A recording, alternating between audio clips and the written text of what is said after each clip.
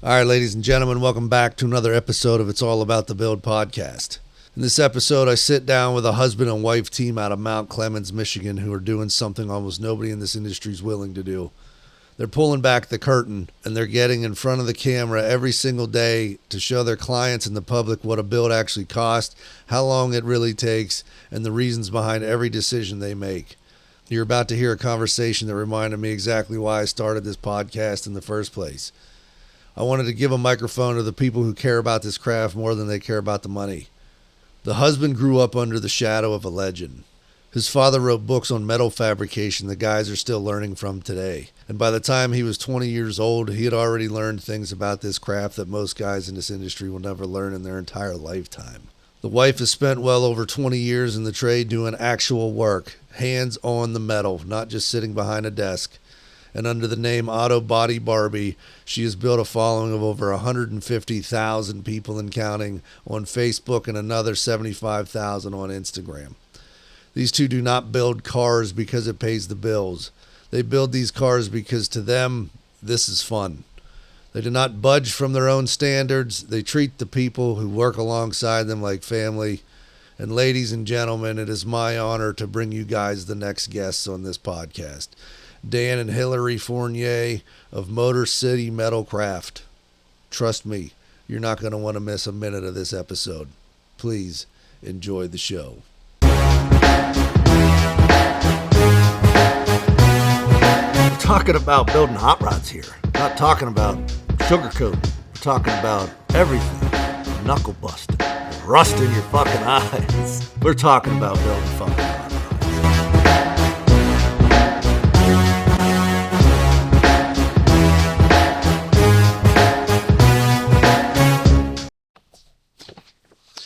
All right, ladies and gentlemen, welcome back to another episode of It's All About the Build podcast. Got laugh track built in.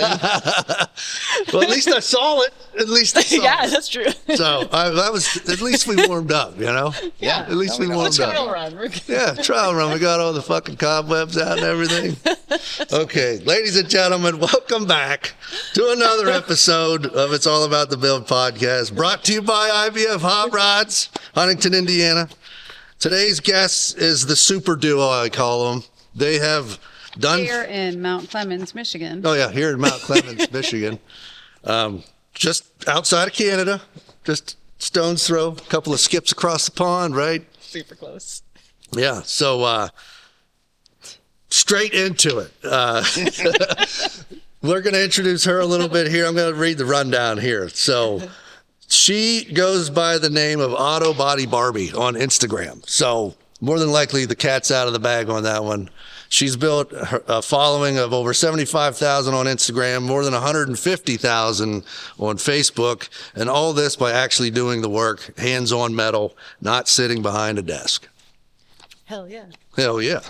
She spent more than 20 years in the trade, once ran her own all-female auto body shop, and if I remember correctly, you have spoke in front of many women, young women of the trade or looking to get into the trade.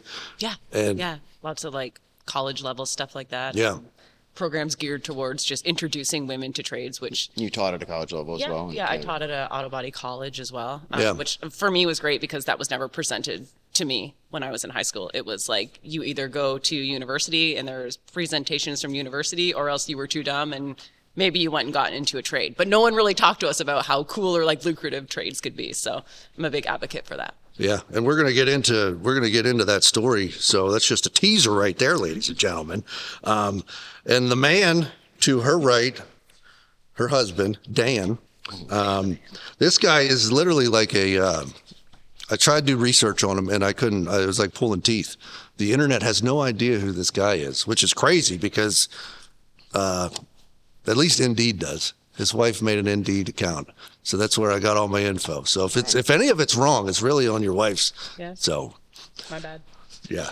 Okay. But so Dan has, he worked alongside his father, and a little bit about his dad. He is one of the most respected metal fabricators this industry has ever produced. A man who has literally wrote books that guys still learn from today. He worked alongside his father from the time he was old enough to reach a workbench until he was 28, 29, 30-ish, somewhere in there. And he worked in some of the heaviest shops in North America, the Roadster shop, Concourse level, Ferraris and Alfa Romeos in downtown Chicago at Cooper Technica. Mm-hmm. Cooper Technica.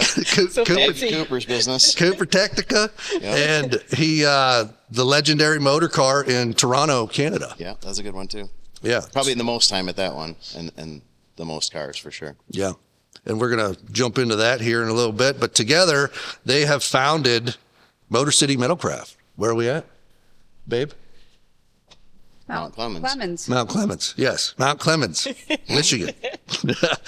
But the real reason that they're sitting in front of these microphones is what they do when they sit in front of their own microphones. They talk openly about the things most shops won't, what a build actually costs, how long it really takes, reasons behind all of it. And that's why they're sitting here. They believe there's a real gap in the industry between the people doing things right and people who aren't. And they have built their own whole approach around transparency with their clients and everyone watching. Ladies and gentlemen, finally, I introduce you to Hilary Ann and Dan Fournier. Right? Hello, Fournier. Fournier. Yeah. See, I added the R at the wrong spot. Okay. It's got about 4 or 5 different pronunciations, depending on who you talk to. Yeah. I mean, I've met people with my last name that pronounce it differently, so. I think it's obviously it's French, right? Yes. Yeah. It's French Canadian. My father's from Canada. Okay, and He actually immigrated with his parents. You're both from Canada, right? No, Dan's born and raised here. I was born here. My dad moved here when he was like 3 years old with his parents. So, okay.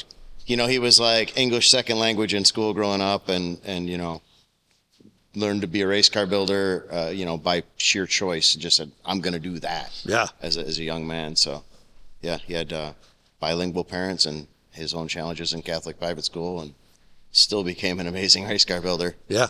It's his researching your dad was just it kind of started blowing my mind with everything that he has created. Mm-hmm. I mean, legend is you know, that's exactly what the hell he was. Yeah. I mean, you don't write books on metal shaping if you don't at least have an idea what the hell you're doing. But then to win awards and then to include your mom, Sue, right? She was really the real writer. He's the craftsman, but she was an English major and taught at a college level before she had kids. And, you know, she was a writer. So yeah.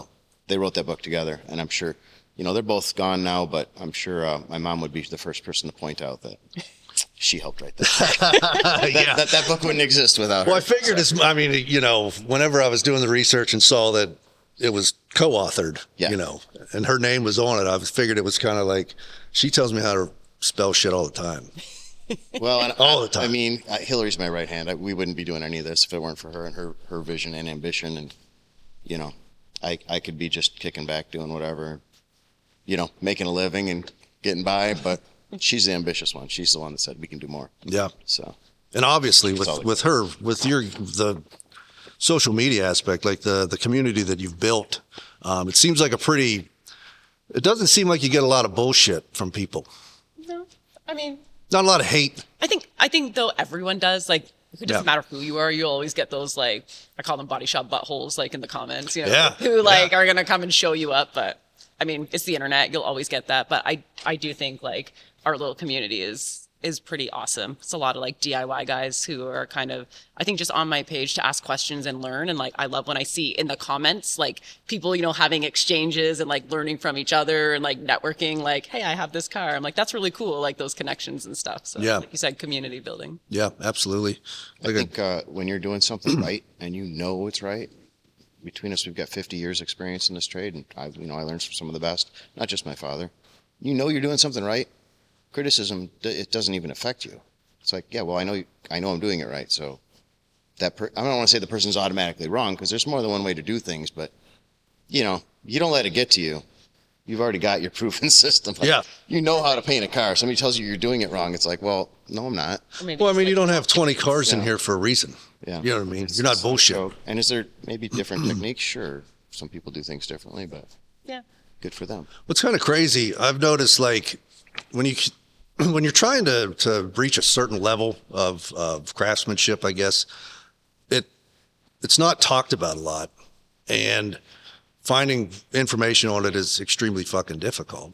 Hence the reason why I'm sitting here talking to you guys about it, because you guys are actually putting it out there. You know, she's forcing you to talk about it, is what it seems like. Yeah. It is absolutely true. Yeah. Yeah. I feel like too. But you're not trying. I don't mean to cut you off, but it doesn't seem like you're unwilling. You know.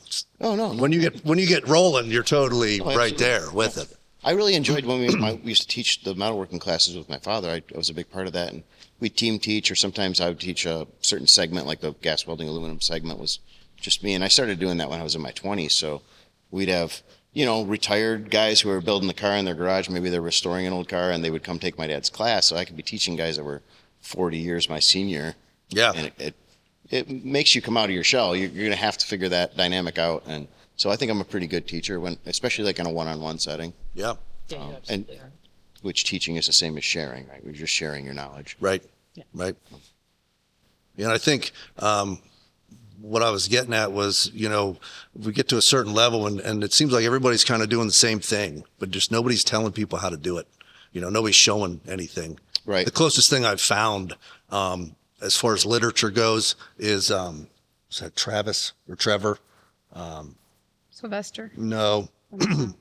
Travis is doing classes, but there's a book.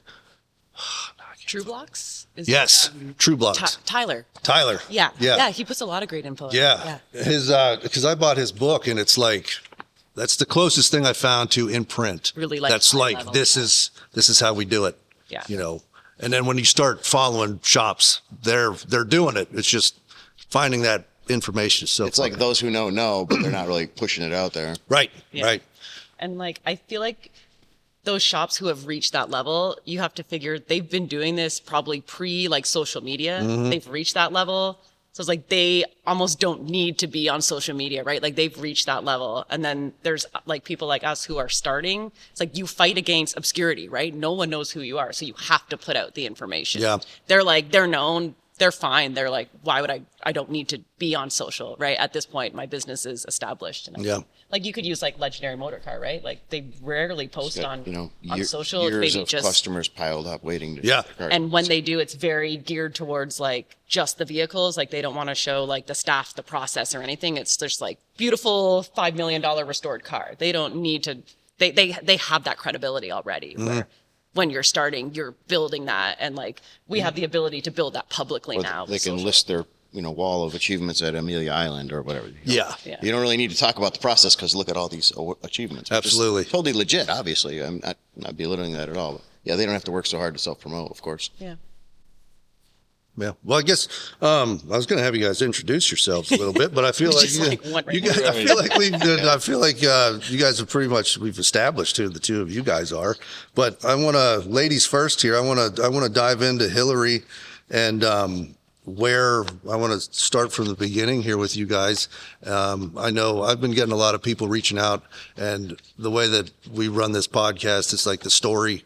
I allow you guys to have that platform to tell your story from you know, How it started. shitting where in your your interest diapers came to from. now. One You of the know, most common questions, but yeah, how'd you get into this to begin with? right? Yeah. And I get a lot of people that message and say, you know, like I love it because that's what you're talking about. I feel like it reaches on a different level than just showing really nice paint work and really nice, you know, Yeah. whatever. So with Hilary, you know, when my wife told me to get women on here, and I found her and started diving in, and it was just like, holy shit, she had a whole work, like, I don't know if it was before Dan or what, but she had a whole Following. world, a whole, yeah, it's just crazy what she built before what Do we you are prefer at. Hillary Ann or just Hillary?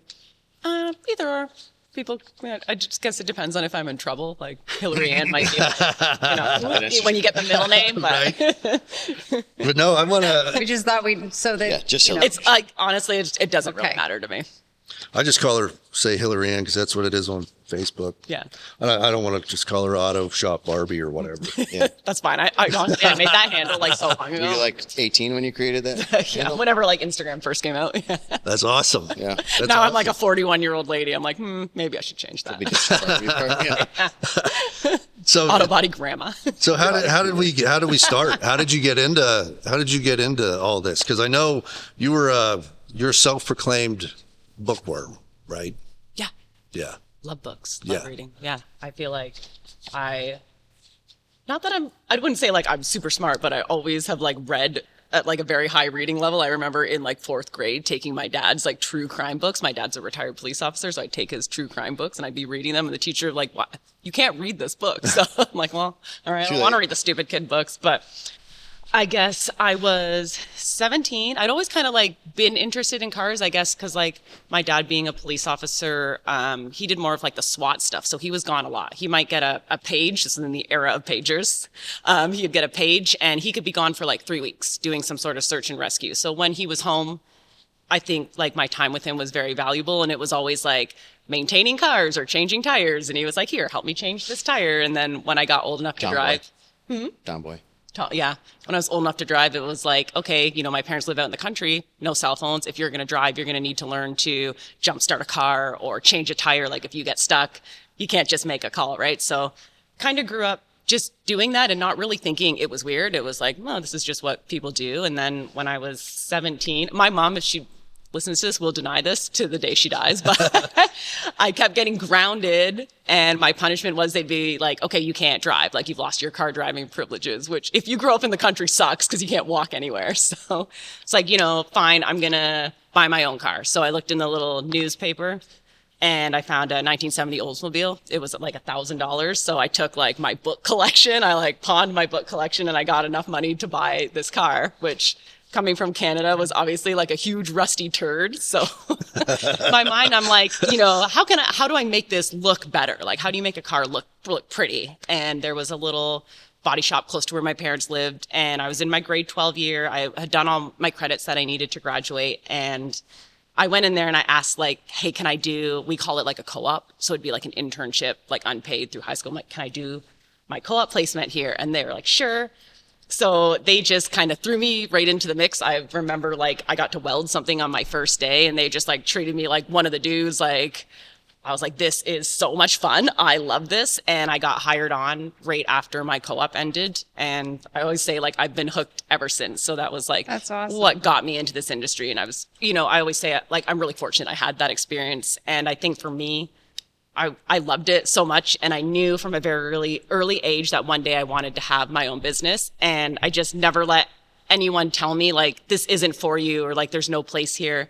I was also blessed with parents who never really put that in my head that like, this isn't a job for women or like, maybe you should consider something else. So for me, it always just felt like, oh, I can do this. This is fine. And then it was only weird hearing it from other people saying like, that's a strange job for a woman. I'm like, I don't fucking think so. Like, Yeah. I like it. So. Yeah. You went to college.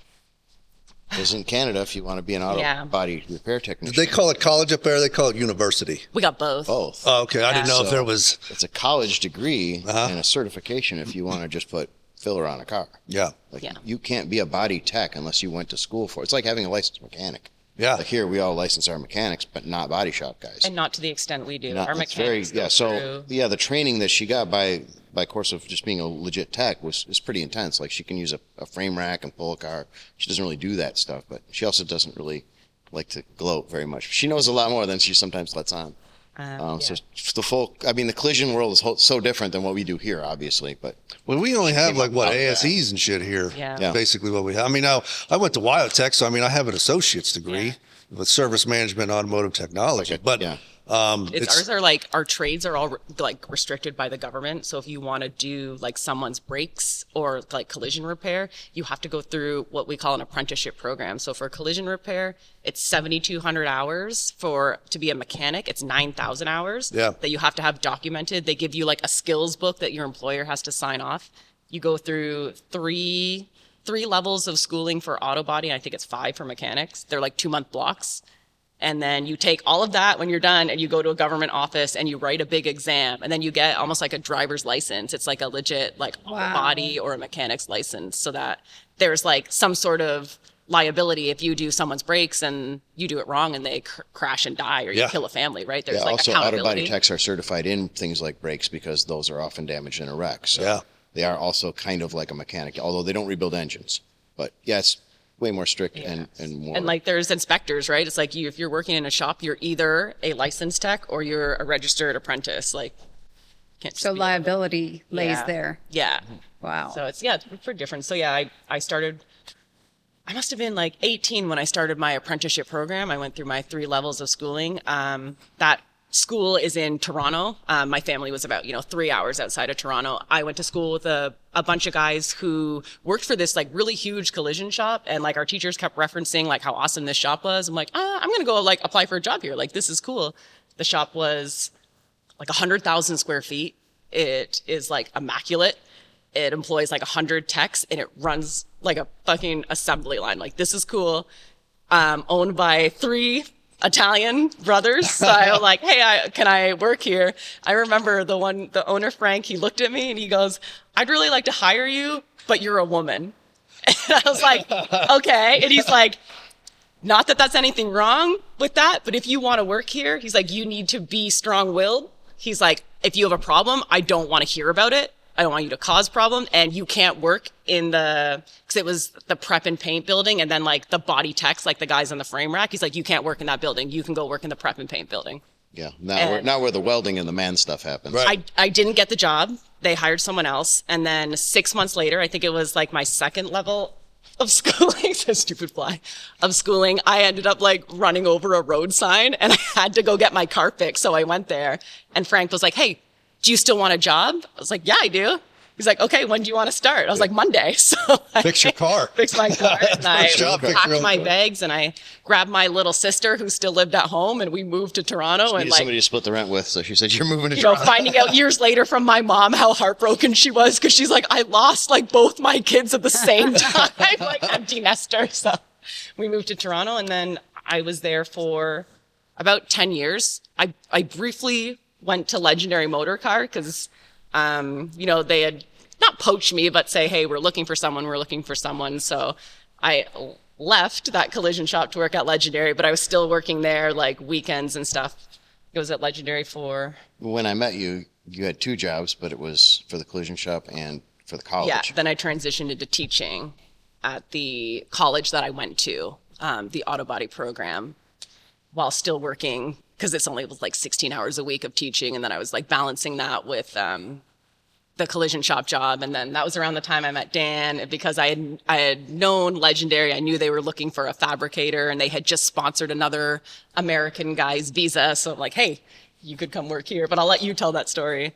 And then when we met, I was like, hey, it was whatever, 10 years, 15 years after me initially getting into this trade and wanting to start my own business. And I was like, I really want to, like, I'm going to let you know this. I want to have my own business one day. And he's like, I fucking don't. Like, I don't want to do that ever again. I've already done that a couple times, so. Yeah, but I didn't stop you. He's like, yeah, if you want to do that, we like, are. do you? I've been self-employed my whole life. All Like, girls yeah. one. He's like, I'm there to Basically that. support you, whatever you need. Like, I have no interest in being doing that again. It I'm wasn't gonna all go. girls operation. It was. So you guys, when you had Ink and Iron, Yeah. that is correct, right? Yeah. Ink and Iron is how it was. I was working at Legendary. So you guys were married then. We were Not together. first. You guys were together. Yeah. So I just assumed. So okay, I assumed Yeah. you built that before you met him. No, it was shortly after. You were just like, fuck when we this, I first don't want started anything to do with this. we were literally just started dating, and she's like, I have this vision, and she had 2 jobs, and I knew she was super hard worker and ambitious, and I said, that's great. I support your vision. I don't personally want to own a business, not in Canada. I was there for her. I was there for her, and I got a great job at Legendary, so I was doing my thing. And of course, when you're starting a small business like that, like, you need one steady paycheck. So Yeah. that was my job, was to have the steady paycheck and to support her. And I was buying stuff for the shop, and I would show up with the oil dry that she needs, or you'd be dumb there stuff. And I was there welding helping out in stuff the and- evenings, yeah. like after my thing at Legendary, I'd go on the weekends and stuff and help. Yeah, But, you were very much a part of it too. it was her business, and all the employees were girls, and Yeah. you grew that. We went through 2 different locations. Yeah. And then, yeah, so I guess like to back up a little bit, I mentioned like my experience was great, right? Like I had a really great co-op experience. I've been really lucky to work in some really amazing establishments. And this was like, pre-social media, where there wasn't even really a way for me to look around and like see other women doing this. So as I'm working, meeting more women in this trade and hearing other people's stories of like, hey, they didn't have a good experience like I did, like people who got discouraged and ended up going to do something else or couldn't even get like a foot in the door anywhere. That's what kind of inspired me, like, hey, maybe we should have a business that employs women. At the very least, give them the skills and the confidence to then go on to get a job like in a really big collision shop or something like that. So that's what inspired me to open Ink and Iron. And I guess at the time I was pretty ignorant to like what a polarizing topic that would be. Like people were either like, this is fucking awesome, or people were like, you're a bunch of stupid fucking lesbians. Yeah. Like I was like, whoa, this is a touchy subject. Like no idea. But I feel like, you know, that kind of that was 2015. This was, I think, right at the beginning of like, I will say a movement. Like now you see so many different companies and businesses out there supporting women in trade. Yeah. This was like the very beginning of that. And I feel like by the time it had ended, we had kind of like run that course. And then I was like, I really want my legacy or my focus to be my work now versus like my gender. Like it fit in the moment, but like now it was like time to kind of transition away for that and just. Yeah. Did you have a support system outside of him when it comes like from the get? Did you have like teachers and stuff like that? Were they on your side or were they kind of singling you out type of deal? Yeah, I had like at the college, I had a great group of teachers. I had a network from working at the collision shop, like good like solder reps and stuff like that, Okay. who had been, you know, seeing me over the past like 10 or 12 years. Yeah, people on the supply side of the industry that you knew and Yeah, had relationships but- with. Really not a lot. I think like I was able to grow that as I. The proof is in the pudding, right? At first they're like, oh yeah, we'll see. And then you actually start to turn out some nice work and you didn't go bankrupt in the first 6 months, and through longevity, you kind of Yeah. prove yourself and proven track record. I think I've always been a very, you'll say ambitious, but also stubborn in the way that like, if I want to do something, like if I know where I'm going, I'm really good at putting my blinders on because I'm confident in what I'm doing. Like I'll try and I don't give a fuck if I fail. I know I'm going to try. And like, if someone was like, hey, I don't think you should do this, I'd be like, you should just eat a dick. Like, I don't fucking care. Like, I really don't care. I will try. If I make a fool of myself, I do. But it's like I hyper fixate on it. I think that's part of why she allowed me to continue to be a part of her life, because I said, yeah, do whatever you want. You're your own human. And we have that. She's my second wife. We have this mutual respect where it's like, you do you and you be honest and true to yourself, and I'll do the same. And if we're not butting heads, then we're match made in heaven, right? You're not bending your will to, well, my husband doesn't think I should open a business. Like, what kind of shit is that? Like, Yeah. Yeah. you want. And like, yeah, you never said that. You're like, that's not what I want to do. Yeah, but if but- you want to do that, like, I'll support Right, you. so- Like, I'm all for that. If I think the biggest thing I can do to support Hillary is let Hillary be Hillary. Like, just go for it, man. And Sometimes then- it scares me a little bit. It scares me too, but it's fine. And then I will like fast forward to 2020, COVID times, still doing Ink and Iron. You transition out of Legendary because I believe when you get a work visa, you can only renew it twice. And then you have to either go back home or apply to be like a permanent resident of Canada. So your work visa had run out. We're like, okay, we'll apply for you to be a Canadian permanent Right, so resident. we were married by that point, so Yeah. I could do that. It was COVID time, like everything had kind of just shut down. So we invested in a ton of like metalworking equipment from Baileigh, and we were in our second shop, so a little bit bigger. So we're like, okay, we can subdivide these kind of spaces within our shop, and you can have your own little like metalworking zone. Because in the course of building my business, there was always stuff that I needed him to do, right? Like fab this, weld this, do this. So like he said, he was there evenings, weekends, just doing what you're doing. And then you had kind of started building your own little like client list or wait Yeah, list we of found one people. really awesome client who became aware of my skill set, and you know who we're talking about, our buddy Greg. So it was kind of like that one. It was a small space, big enough for like 2 or 3 cars. So kind of chopped that off the back of her shop and said, okay, this is Dan's area, and Stay the fuck out. transitioned.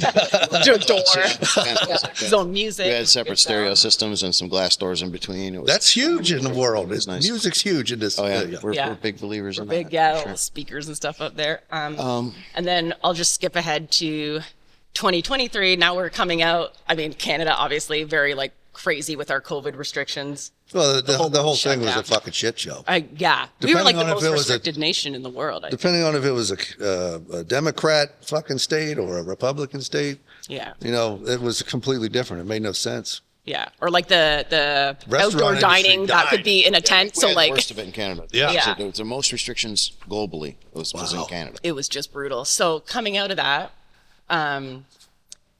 we get this notification from his Canadian permanent residency application, like, hey, by the way, you applied for this pre-COVID. your application likely just fell off someone's desk and it didn't get processed through to a certain stage. And because that happened, you have now technically overstayed your welcome in Canada, and you need to, they call it an exclusion order, which is like basically a self-deportation order. Yeah. It's like you need to leave the country in 2 weeks. Start packing. And by the way, you can't come back for a minimum of a year. Wow. So we got Then that. you have to start the process all over again if you want. So we got that. So it's like when you start the process, there's a timer that starts, right? Mm-hmm. So it was like kind of a no fault of anyone, like, oopsie, we didn't do your file, but now it's too late, so the Sorry. timer's expired. So Yeah. sorry. Canadians, sorry. They very politely asked me to leave, and they said, there's no real exceptions or rules to this. So Yeah, so that was like we either had to decide, okay, are we going to live apart for a year and then you're going to try to come back, or are we going to move?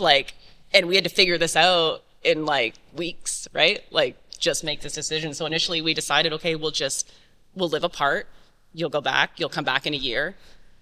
And then quickly realize, like, this is my best friend. Like, this fucking sucks. I can't live without him. This business isn't doing well without him. And right, it was that too. I mean, you were just struggling yeah, I mean, it was like a struggle before all this shit happened. because COVID affected her. There was like a perfect storm actually, but Yeah. that was the straw. So Dan had to come back here May. It's always Memorial Day. Bad shit always happens Memorial Day. Wow. Memorial Day of Small world, 2023. babe. Too? Yeah. Yeah. Oh man. And by September of 2023 was when I kind of finished up any like obligations we had in Toronto. A lot of our client cars, we were doing a lot of work for US clients anyway because of the exchange rate. So some guys moved with And us. because you do good work. Finished Right, up the yeah. work. People are and- coming from New York to Toronto. It's this quick hop, or we had cars from the States in Canada. You were in the meantime in a small little 3,500 square foot shop in Warren, It's Michigan. Less than 35, I think. Just continuing, like some of the cars had moved with you when you had to come. And Yeah, so we actually started the little shop in Warren concurrently while the other one still existed. How far away is that from this location here? Warren's just down the road, like 20 minutes. Oh, okay. yeah, Yeah, you cruise through. It's between Detroit and us. All right. So probably for went those who through are it. listening who don't know where Mount Clemens is, we're just like 40 minutes north of Detroit on 994, Right. like towards Port Huron. Just past all the bad roads. Yeah, well, Michigan's Fucking full of holes. those. Yeah, Michigan's- No, there's no exclusivity on that. It's like driving through Chicago. So yeah, there was that Hey. like transitional period where you're setting up one shop and like bringing the equipment from the other shop. There had to be a slight overlap, before we could close operations at the other. So How was bringing? tricky. So you guys. So How was bringing if the I'm- stuff? Yeah. They So you did guys that bought high. Baileigh stuff up there, right? yeah. Yep. And then you had to bring all that down here. Yep. Now we're talking Bailey's equipment. We're talking about Well, nothing too huge. nothing too Metal crazy. Just the stuff you see everywhere, Yeah, like a all that bandsaw, stuff. slip roller, Toolboxes. shear. It's still more than Loaded one, like a car more than hauler one trip. trailer. More than one trip. Yeah. Yeah. They've been like honestly like moving stuff both ways. Even when you came to Canada, we've never had an issue. They just Yeah. like, what's your stuff? You bring it wherever you want. Really? You're not selling it. even You're look not at selling yeah. it. Okay. You're just taking your stuff to your other place. And like so. they're supposed to give you like if him being a US citizen living in Canada, you get like a one-time exemption to move all your stuff back before you're subject to like tariffs and all that stuff. But he moved a big truck. I like rolled across in a U-Haul. They're like, going to see your Yeah, this husband whole- again because you crossed again. I'm like, yeah. Intricate bill of lading with the inventory and the box numbers and what's in the boxes and stuff. And I try to hand it to the person. They don't even want to see that. Yeah. Just go through. Yeah. It's just I Hilary don't know and Dan because again. we're a border state. Like there's so many, Canadians coming here and American, that border's just Yeah. flooded with people living, I don't know. So Lots of legitimate traffic. that was probably across the border, easiest part of the whole thing. So how long have you guys been? So when did you close that up in Canada? September 2020? 2023. 2023? Yeah. Okay. It's around September 2023. And then you guys did you guys move straight to this shop whenever you guys combined again, got together again, or? No, stayed in Warren from May 2023 when you were there. And then we got this building in November of 2024, but we didn't really move in until January We had some 2025. stuff to set up and stuff. So Yeah, that we got took out of our place. Warren lease a little early. Yeah, we snuck out of that lease. Well, we didn't sneak. I mean, We paid our way out of paid it. our way paid out. your way out. that was like, like I said earlier, I think when we were speaking, we were just starting to turn away work. The shop grew like exponentially. Yeah. And as soon as, I do have a background in this town, so a lot of people are like, oh, Dan's back, which is great. And yeah, we didn't have a facility to do any bodywork or paint. So once she was here full time, kind of put her out of a job. I mean, she's capable of doing, metalwork and the welding. And so we were doing a lot of that, but it's like now the car needs to be painted. So we had to borrow facilities to do that work. So it was time to get into a bigger shop. So. And two, I feel like we had like a heart-to-heart talk about you're 53 years old. Like if you're just a one-man show in a small shop, like all you've done is just create yourself a glorified job, right? Like what's the end goal? What's the retirement plan? Like you have such an amazing skill set. Like let's do, this grand vision thing. Let's open a big shop. Let's get a team that you can teach and build something that has like enterprise value, if that makes sense. Like it could be sold. It could maybe one of our employees takes it over, but the business could just continue to run and you could retire with a paycheck. And so take what you know and like pass it on. Stop by once in a while and check on it. Yeah, right. You don't have to sell it for it to provide you a retirement. I was like, if we don't do this now. Yeah, it's like, do it now or just stay where you're at forever, because it takes a certain amount of time to build something, obviously. So I'm like, listen, I found this listing. It's 14,000 square feet. He's just like, I'm like, it's going to be good. I promise. Well, what the question followed that was like, and how much is that going to cost? I'm like, it's fine. Like, we can do this. And he's like, we're doing it. I mean, I feel like a bigger shop, you have a lot more, like with you guys having employees and everything. When I was working in bigger shops, the turnaround time on stuff was happening faster. Yeah. Than just trying to do it just all by yourself. Teamwork. And not only that, like it's a nice shot in the arm when one leaves, and not necessarily you did all the work on it or whatever. Maybe you didn't even touch the fucking car, but the fact that it's coming out of your shop, right, that shot in the arm is extremely motivational in my opinion. Right. Yeah. You could get buried in one project, being a one-man show. Oh yeah. 2 projects for 3 years or something. You're just looking at the same damn thing every day. Yeah. So and people look for that too, right? Like we get asked if someone comes in, they say like, how many people work here? It's like, because everyone's got that bad experience of their car being stuck somewhere for years, or like I took it to my buddy and he only works on it a few hours a week. Like I've been waiting, 7 years for my car. Like we hear that a lot. Yeah. And you have 9 employees? There's 9 of us. Yeah. Yeah. 9, including us. Yeah. Yeah. And they all, we were going to talk about this later, but we're fucking in it now. So now, I'm assuming they're all, for people that don't know, I mean, you got some guys that are in their early 20s. And then 2 young guys. Yeah. Kyle's in his mid-20s. We'll give him mid-20s. He's 24. Is that such a thing?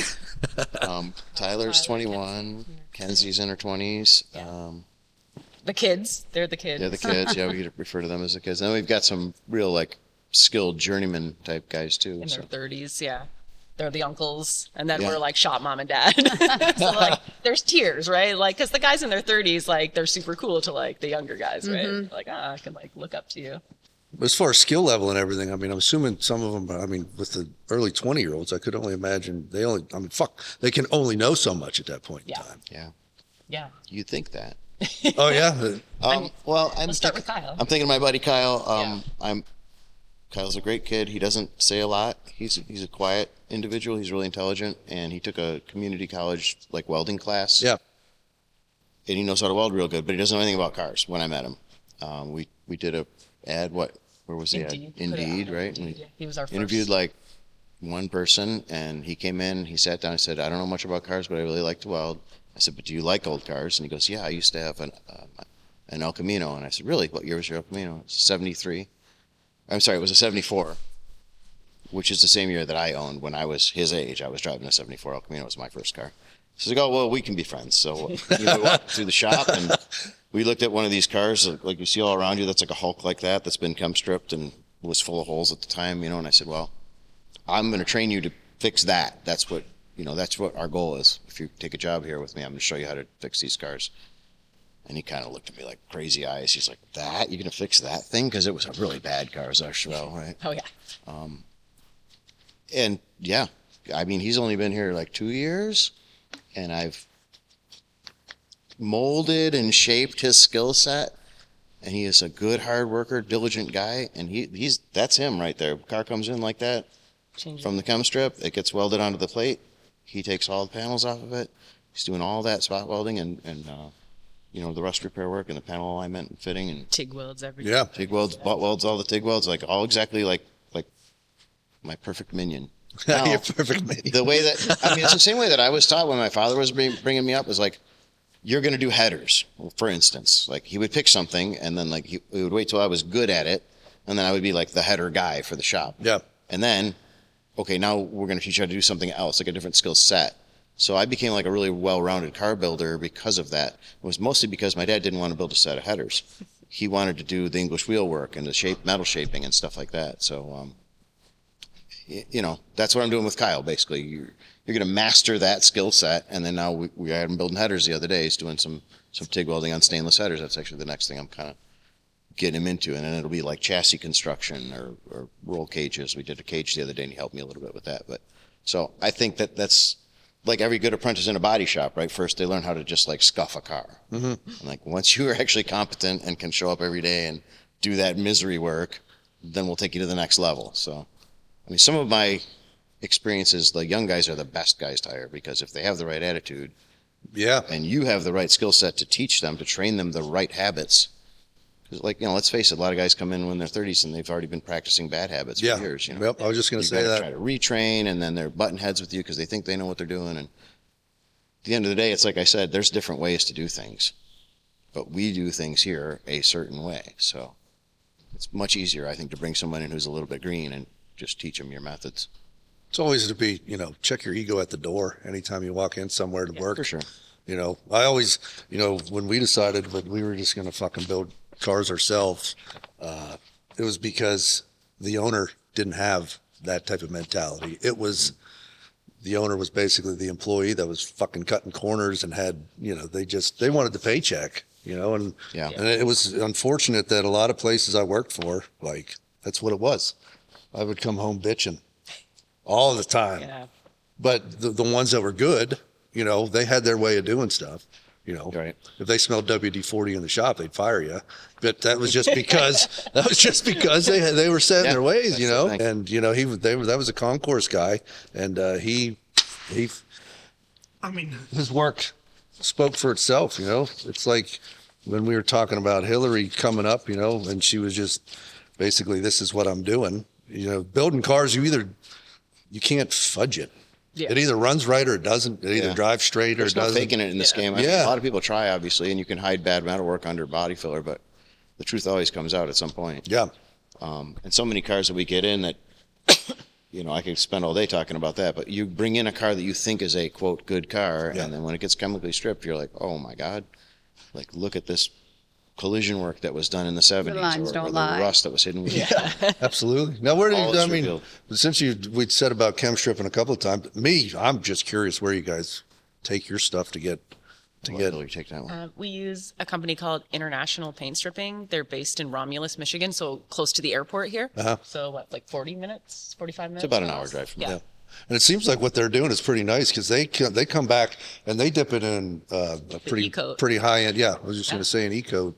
Yeah, when I was there the other day, I saw this really cool graphic illustration of what they do, and I filmed it for one of my clients so that they could relate. And everybody can relate to this. If you have steel wheels on your Honda and it has hubcaps, they're those black steel wheels, right? Or any car, Yeah. steel wheels. That's what the C-coat is. It's a really tough, durable, black epoxy coating that you would see like on a spare tire. Yeah. It's tough. It's not just like some primer stuff. And it's not like that junk that comes on the, when you the get shipping. a fender, we love AMD, but when we get our fenders and quarters from AMD, they have black stuff on them, but it's not this black stuff. Well, fuck, you breathe on that a little bit and it Yeah. starts coming off. We strip that off completely and we put proper epoxy down when we're using those parts. So anyway, no, the process that they do is amazingly tough and good. And more importantly, of course, the stripping process that happens before it removes any trace of rust. I mean, it's gone. And it gets all up in the cavities, of course. I mean, Yeah. again, I know just in talk the all day pinch about- welds and shit like that. I mean, if you're not tearing it down, I mean, I don't give a shit what car it is. I don't care how clean it is. As soon as you break a pinch weld, there's fucking rust in there. Yeah. You know, and half the time, you know, your inner rockers and stuff coming from the factory, they didn't even fucking put anything on them. Oh yeah, they're right there, bare metal. Yeah, bare metal in there. What can you expect them to look like now? Yeah. 50 years, 60 years later. Yeah. So It's like I do floor pans for 63 to 65 Riviera, right? And I make her fucking help build. that's a great car, but I don't think they make floor pans for that. I do. Yeah. I do. They don't. No, they don't. But they you don't. do. It's just a matter of time, I'm sure. But the only company that was making them was like 20 gauge galvanized shit. It was fucking horrible. Like, what are you doing? A tin can. It was a tin can. Yeah, you get it and you pull it out and it's just waka waka. It's horrible. It's all oil can and everything. So I just started making them, right? Well, the reason I brought it up is because there's an outer rocker, an inner rocker, and an inner rocker. Mm-hmm. And I have people tell me all the time because they call and they talk about it and they're like, oh, my rockers are fine. I'm like, I'm telling you, you cut into that. I was like, I didn't even need to cut the rockers off, but I just knew what was going on in there. You open it up and you have a whole entire structural spot in there that's just rot. Non-existent, yeah. Yeah, you don't know what's behind it all. That's my plug for the 63 to 65 floor pans. We love Rivieras. Yeah. They're great. It's one of the only cars I've ever seen that like you just don't even need to.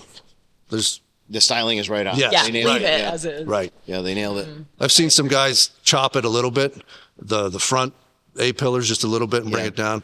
I mean, it looks cool. Don't get me wrong, but I don't think you Yeah, even they need were to. fine. Don't fix what's not broke. Yeah, I agree. Yeah, but let's. I think we dove in pretty good on how we got here. The only thing we didn't dive in on is Dan's background, which.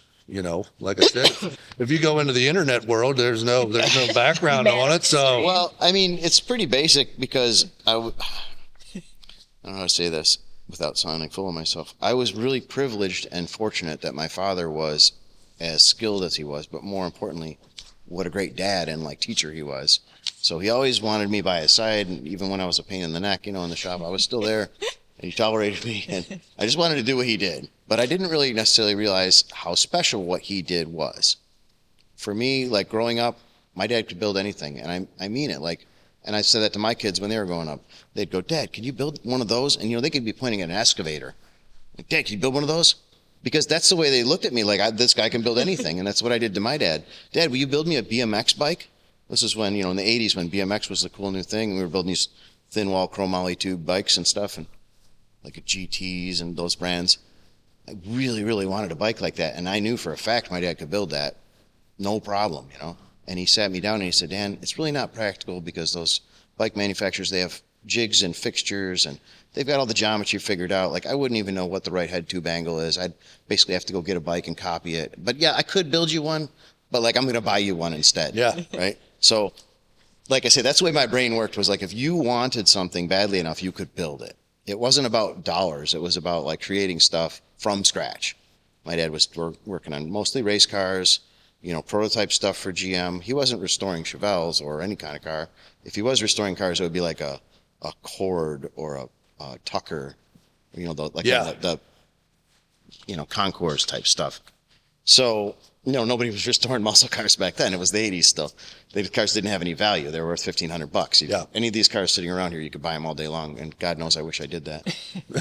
Right. Anyway, so at some point, like let's say in my 20s, I kind of came to this point of realization where my father started teaching these classes and his books were out and stuff. And I started to realize like people really had looked up to him and admired him. And it was a very unusual skill set that he had. So, I mean, I was blessed with ignorance, I guess. And I just kind of took it at face value. Like, this is what you do. You can just make parts out of aluminum and stuff. So I never saw it as a challenge. I just saw it as like, hey, Dad, show me how to do that, which is awesome. But I think maybe I was like, I kind of had a big head at that point in my mid-20s when I knew so much about metalwork for my age. Yeah. And I kind of like took it for granted, like everybody should know how to do this stuff. And then, as I say, as I matured, I was kind of like, oh, this is really special, isn't it? And people really, really looked up to my dad, which was amazing. And he was really gracious about it. He would openly share. Somebody could just walk in the shop on a Wednesday and he'd drop what he was doing, and to a point where my sister, who ran that business in the 90s, was like, what is Dad sidetracked with now? Why is she, he's helping this random stranger, but we've got work to get done. So, but he was just generous like that with his time and his knowledge. So, I mean, I like to think that I'm trying to pay back some of that now with, the knowledge I'm sharing with my employees and having open conversations with our clients and anyone who's willing to listen, right? I think I think the cool thing is with your guys' push for your guys' Facebook page and shit. I feel like there's different communities watching different things. just from shit that I do personally. And a lot of long form content and stuff, like your short form stuff. Like I think you said about getting into YouTube more and stuff like that. Yeah. I think kind of what you're doing on Facebook now, and I mean that's why I reached out, and whenever I started seeing that stuff, like the information that you're putting out is the only way the information you have is because you're fucking doing it, Right. and you're humble about it too. Yeah. You know, you're not, this is the way it is because this is the fucking way it is. It's more like honesty than it is bullheaded or big-headed or whatever. All we can do is share what works for us. Like I tell people, I'm like, this is what works for me, like through trying different, products and processes. This is what I found that work for me. I will share with you everything that I do, but it doesn't mean it's the only way to do it, right?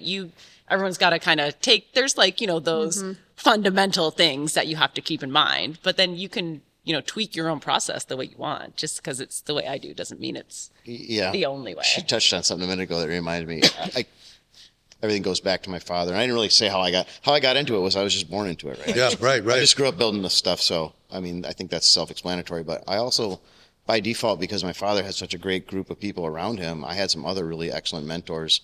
One that comes up often is George DeLorean, who recently passed, was one of my dad's mentors, senior to my dad by 20 years probably. So my dad was a young man. He was having George build him race engines for his little 55 Chevy he had. They remained friends forever. And Dad learned how to build headers from George. And George was an amazing fabricator and engine builder. And he used to teach me a lot. And one of the things he used to say was, you know what, Danny? You know what I've had good success with is the following technique. He won't tell you that something's wrong or you're doing something wrong or this is the right way to do it. He'll say, I personally have had good success doing it this way, which is such a great way to teach someone because you're not, I don't know, it's low impact, right? It's just kind of like, let me consider that. That's worked well for you, so maybe I should try that, It's just a really great way to, communicate your point without offending someone. Yeah. And sure, there's other ways to do things. And sometimes my tactic is to say, well, I've tried it that way, and I had the following difficulties. Like when I've done it that way, this is the problems I've faced, and we got through it in the following way. But I found I could avoid that situation by doing it this way. So if you haven't made those other choices, it's hard to justify the one you're making. Yeah. So like try them all, try all the techniques, And I don't think a lot of the guys on the internet are sharing metalworking knowledge, and it's all good knowledge, right?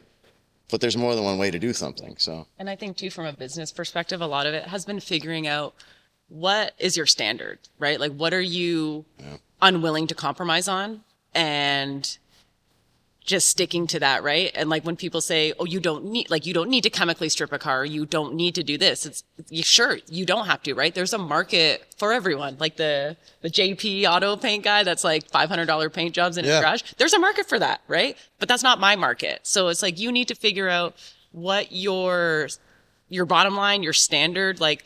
For us, like just one example I could think of, it's like, let's say you don't, like a client would come in and say, I just want a paint job. I don't really care about like my door gaps, right? I'm fine with factory door gaps. You paint the car, then they say, man, like these gaps don't look good. Can you adjust the door? And then you have to go back and say, no, this is something we would do in the metalwork stage. So now for us, it's like that just gets built into our pricing because we know if we don't do it. Yeah, you're getting door gaps whether you like it. Yeah, so that's a little bit of like, if you're putting your name on it. Exactly. They're going to go to the car show and go, yeah, this shop painted my car, but the gaps look terrible. Yeah. So you got to give me the budget to do it. So that's another thing. Like the day that you compromise with the client to half-ass whatever the hell you're doing is the day that he walks in and somebody points it out and he says, oh yeah, they fucking did it. Yep. Yeah. But he doesn't say, I told him not to do it. Yeah. Or she touched on something about having like your own like base standard or whatever. And I almost said this earlier, but, there's very rarely in the shop do we have a conversation that goes like this. Hey, Dan, I found this wrong with this car. Should we fix it? We never do that. Like, oh, hey, Dan, I found something wrong. I think it's a 16 gauge and I think it needs to be like this. Yeah, okay, sure, go ahead and fix it. Like, we never debate whether something should be repaired or not. Like, that's a given. Yeah, turn a blind eye. You found some extra, and that conversation is had probably more times than should be in the industry where people go, the classic, no one will ever see that. Yep. Or the classic, it's under the carpet, or it's whatever. Yep. We don't have those conversations where we're debating whether or not we can hide something, you know. We all know nobody's going to see it and we'll fix it anyways, you know. So it makes for like no conflict when we're building the cars because we know what our standard is. It's like I had a boss tell me, well, he's just going to run it in a parade once or twice a year, you know. Yeah. So why are we doing it? You know, Yeah. It's like, why wouldn't you want to put that out? Why wouldn't you, if you're there, take the extra. We're here now. Yeah. You know what I mean? Like you're in it. Like, yes, fix the damn thing. If it's fucked up, it's fucked up. Or that no one's ever going to see that, and you immediately respond with, "Well, I'm seeing it right now." Yeah, right. I'm That's looking at it. Corners that are cut. He's seen so much of that in all the shops that he worked at. He so said, much, yeah. I can't do this anymore. I think feel they think so they're building bad for the profit into the client." job when they cut corners, you know. I would send her video and pictures all the time. Remember the video I sent you? The tape. Fucking A. What the hell was that? I don't know. I don't think we should go into that. I don't think that should be public. Public knowledge, yeah. I've already thought about the I'm stories not that gonna, I do. yeah. Yeah, I know, me too. I was like, well, I don't want to You say could that. get a lawsuit, so we'll just Well, we're not going to move say on. who the fuck did it. I'm just going to say, you know. As soon as you say, they're going to know. Anyways, we won't. Some shady shit. We've all seen But a it listener far will, too many yes. times. Yeah. It's known. There are a lot of corners cut, which that's why, you know, he said he liked what you guys do because you don't. And just like you said, somebody, well, this is wrong. Do you want? You fix it. You just fix it. Yeah, it's built into your pricing. exactly. It's the standard that's passed down to your team, Yeah. right? Like everyone follows the standard. And you know, you mentioned pricing briefly. I was going to say a minute ago, sometimes people think that like cutting in that corner is going to make them extra money. Yeah. Only if you're working on a quote. If you're quoting the jobs at a flat rate, sure, you cut a corner, you at the expense of your customer, you made a couple bucks. We work hourly. How does it help us to cut corners? I'm not saying we try to pad hours, but the hours are the hours, and our clients expect a certain level of quality, and they're willing to pay for the hours it takes to do that. So cutting that corner isn't saving us anything. It's not making us a dime. You know, it's all good work. It's actually doing the opposite. Yeah. But like you said, it'll eventually be seen. Long-term Yeah, costs. someone will find it. And I think all of our employees understand where that line is, you know. No, I did notice looking at your guys' website, it looks like you guys revamped it recently. I'm in the process. It's pretty sweet. I got like Good 2 pages in and I was like, this fucking sucks. Oh, fuck yeah. It Yeah, does. She does everything. Yeah. Like we don't I wear many like hats. a huge tech support team. Would you tell me I wear the ass hat sometimes? No, I didn't think that.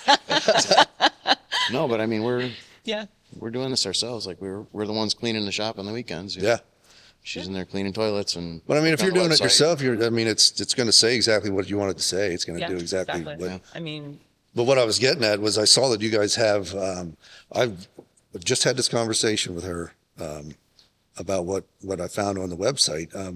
We've had this conversation throughout the years where I was always like, well, why can't one of these companies that I work for, why can't they find somebody that will give a loan to help the process and the build process? Yeah. And I noticed on your, you put that on there for a reason. the financing. Yeah. Yeah, the We thought that financing. was great, but I don't think anybody's utilized it We've yet. had I've had that for months, and we've had a few people that have never reached out to us, but just went through the application process. Yeah. Apply, but so we would not get a a, single one of our clients have ever used it, which I thought the same thing. I thought it would be a great thing, but The way the system works is it doesn't give you private details, but it will say so and so applied for a loan and was approved for this much, and then you're expecting to get a call maybe. Mm-hmm.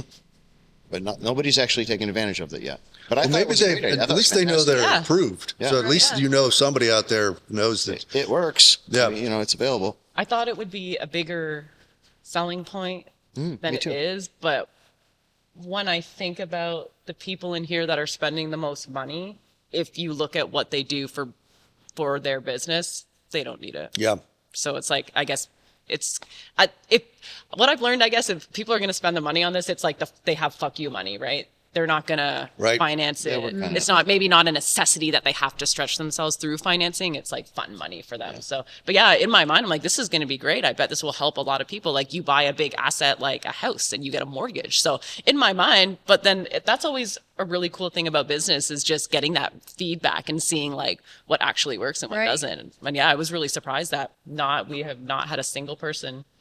I feel like Actually even go if through that process. even if it only comes up with a couple of people, Yeah. you know, I mean, the fact that you guys give the option Well, and I've had 100 people like yourself say, "Hey, that's really cool that you're doing that." Like, yeah, it is really cool. But he's actually using it. So. Right. But I mean, it's a huge step. I mean, I'd imagine they look and see that they're approved, and then they have the conversation with their significant other, and then they say that you're fucking nuts.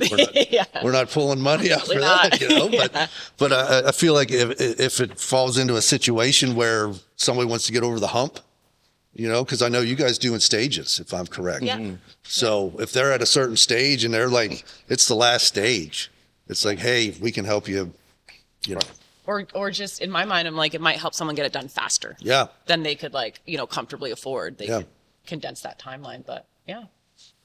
So. But let's talk about the stages in your guys' stuff, how you guys are, you know, if a client comes in here, they're not just, oh, it's going to be here forever, or not forever, but it's going to be from start to finish. It's it. Yeah, a lot of shops are like, it's going to be a big chunk of money, and I'll let you know when it's done. Yeah. Like they don't really break it out at all, so that they don't have an expectation of timeline or cost or anything. Yeah, and I will say that, you know, if you look at the overall cost of a restoration, like I think we talked about this the other day, like our GTO, if you're doing like a full, you know, chemical strip, metalwork, like full turnkey build, like you're likely going to be in about 1,000 hours, right? Yeah. That's a big chunk of money. So I find sometimes it's not that people are hesitant to spend the money, it's they need to understand exactly where the money is going, right? So when we are able to break down the entire restoration process into stages with a numbers range, then they can like digest it, because you have to keep in mind a lot of people that come here, they've never restored a car before, so they don't know what's involved, they don't know what it costs. Yeah, it's our job to kind of educate the consumer. Yeah, I think that's key in a lot of businesses. Yeah. You know, help them understand what it is, what they're paying for, what they're getting for their money. yeah. You know, how it's different than what they might get somewhere else. Some of those videos you guys post on Facebook and shit too. I mean, you do a fantastic job of being like, this is why. Yeah. This is why. This is why. Yeah. My wife wants me to tell you about it, and this is why. Making the videos This look is like yeah, right. Yeah. And then sometimes the stages are great milestones. Like I'm thinking right now of Phil's Camaro. Like we restored a 67 Camaro. The gentleman had 3 kids he's paying for in university. So he's like, you know, I can't.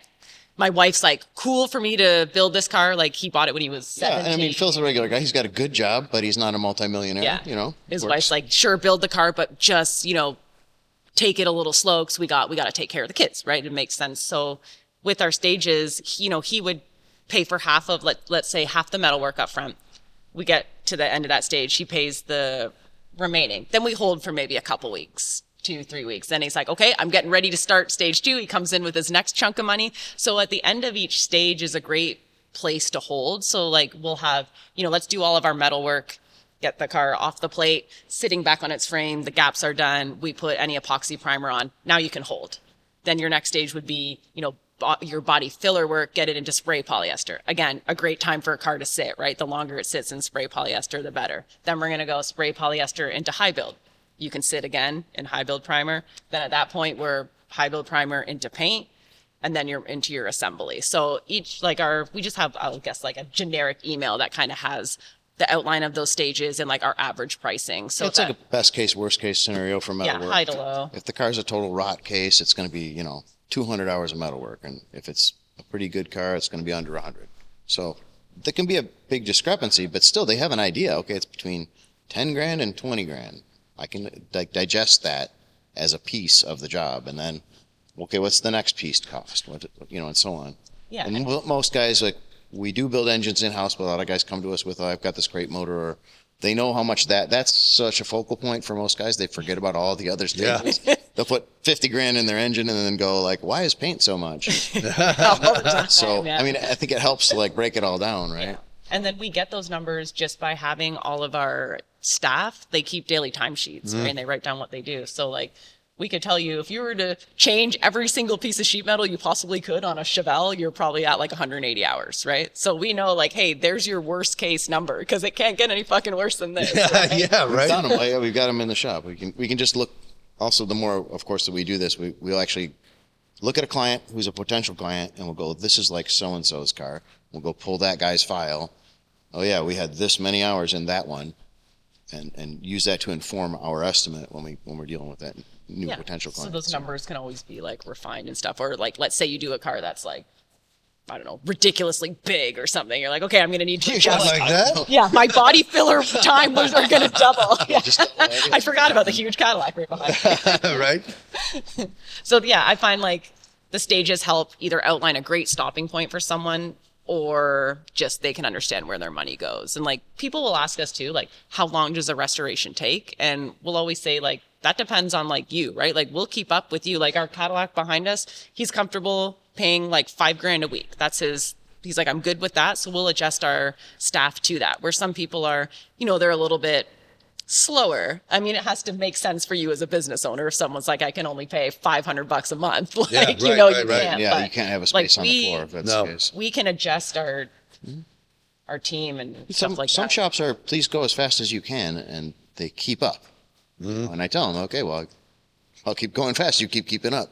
I'll put another guy on it. They keep chunking the money down, and the balance stays good on their account. Then there's continual progress on the car. So Yep. I'd say that's at least half the cars we do. You're talking about stopping points, but oftentimes there's no desired stopping point. No. There might be an inconvenient pause when you're actually pausing for a reason, but Yeah. a lot of clients want you to, push right through with them. So it Yeah, just depends. and most aren't in a rush. And like we've learned that you really don't want to deal with someone who has like a ridiculous timeline. Like that can be That can be goes tricky. backwards. Yeah. Yeah. Well, that's why it's important to talk about that up front too. Yeah. So Now, do you guys do like, I'm assuming obviously every vehicle that comes in here is different, but do you guys do like a draw system, or you guys do like a weekly invoice type of deal, or how do you guys go about it, if you don't mind talking about that?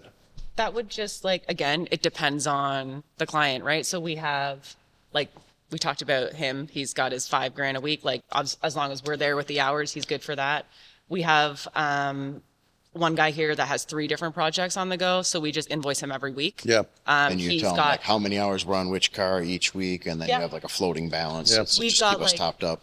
like a retainer with him. So it started around maybe 10 grand. When we get, he's comfortable being about 5,000 ahead of us. So when we're down around like that $5,000 mark, we'll hit him up, which tends to be every week because we're on a bit of a timeline with one of them. So it might be like a $5,000 or $10,000 payment weekly, depending on what we've done.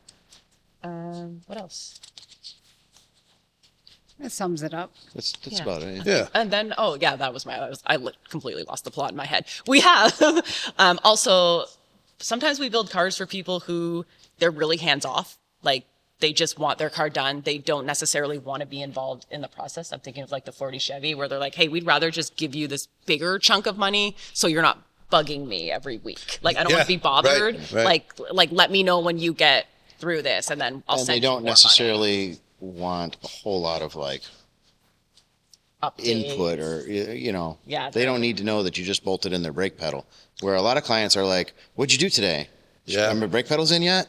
Like they Well, they're want really into they're cars. very eager, and that's great because they're into cars and they understand what you're doing, which of course helps justify the bill when you say, "Look, I did this, I did that," and they're there every step of the way. So with those clients that are very involved, I'm filming videos on my little iPhone. I just pick up the iPhone and go, "Hey, good morning, John. This is your update for today, and we're putting quarter panels on the car." And you just like a quick 30-second to 2-minute video.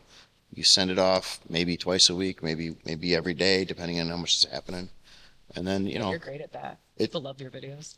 and people don't, they don't have to then turn around and go, "Hey, what'd you do last week?" We never have to have that conversation. Or when they get their bill, they don't have to ask what we did. You just say like, "Well, we're at this many hours," because they already know what you've been doing for the last 10 days or whatever. And then, we have the other side of the people who will give you the big chunk of money is the people who have come from like a bad experience, right? Like they've got, their car's been through maybe a couple shops, they lost a ton of money. They're here, but they're like, I'm not sure if I really trust you yet. So maybe it's like, okay, let's start with $2,500. Yeah.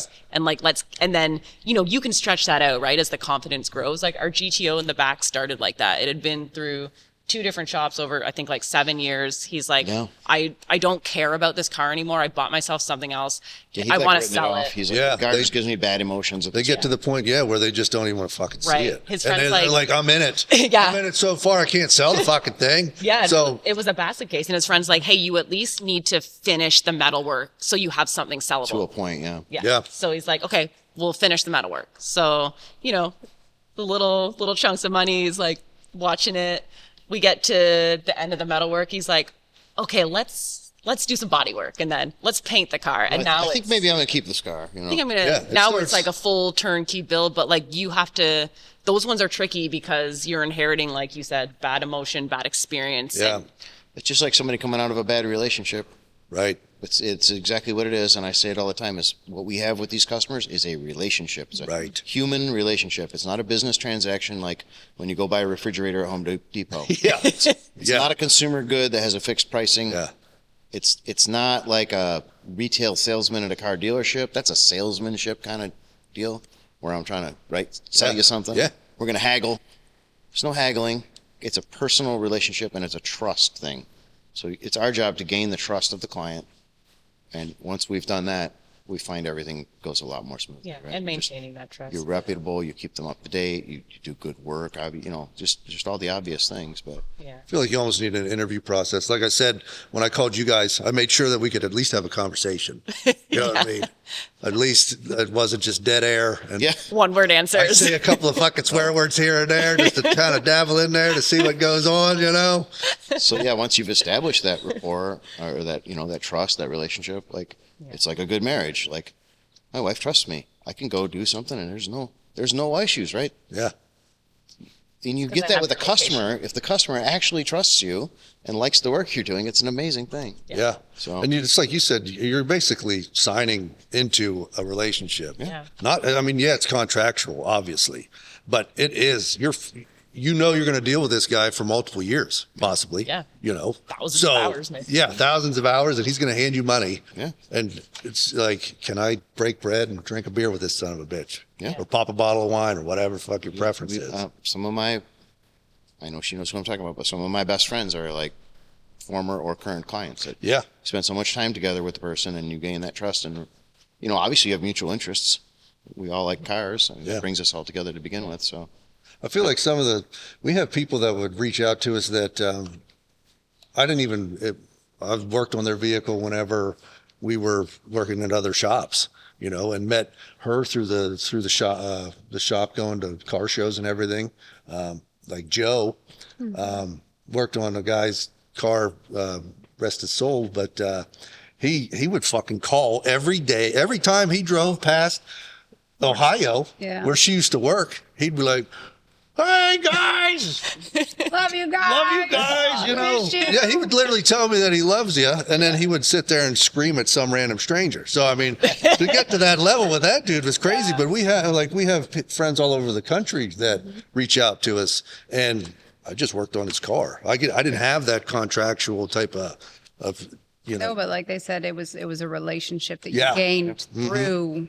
Yep. Yeah, absolutely. My buddy Charlie yesterday, right? He took his vehicle out of here.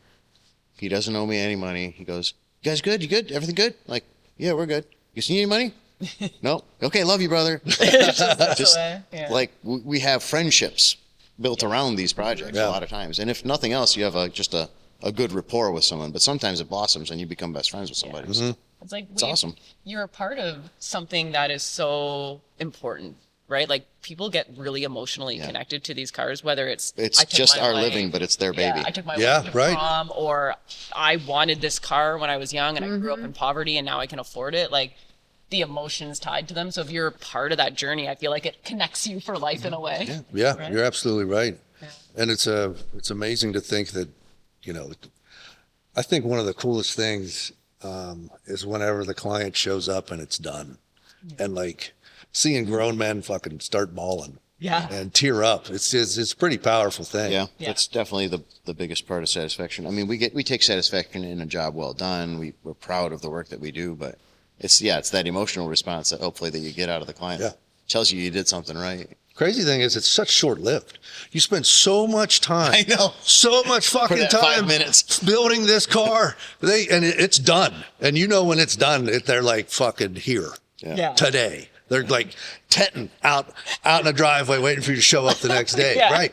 And they travel from all over the country, wherever, to come get these cars from you. And you're like, yeah, I put 500 miles on. I don't know what you guys do as far as your finalizing everything, but I do 500 miles. Yeah. It has to be. Like some people won't. If they refuse, I have them sign something, and it's like you're fucking taking it, and it's all on you. Yeah. Don't forget to retorque them fucking lug nuts. But they it's so small. Like you spent all this time pretty much molesting the entire car, to put it bluntly, and it's like it's finally done. You just finalized the test drive, and they're there the next day, and they're like, "This is great," and then they're fucking gone. You don't even get to enjoy it. Like, and then you're a little emptied inside the next day when you come in, and you're like. It's like, I test drove it, but like only like the last 20 miles was worth fucking wild. Only the last 20 was the good miles. Because I got something plugged in, or I've got vacuum lines that I'm checking gauges. And that last drive where you're like, yes, it's finally ready, and then it's gone. Call them, tell them it's ready, and then they're fucking here tomorrow. Yep, story of my life. What we do, yeah. You just got to film it and rewatch it. Yeah.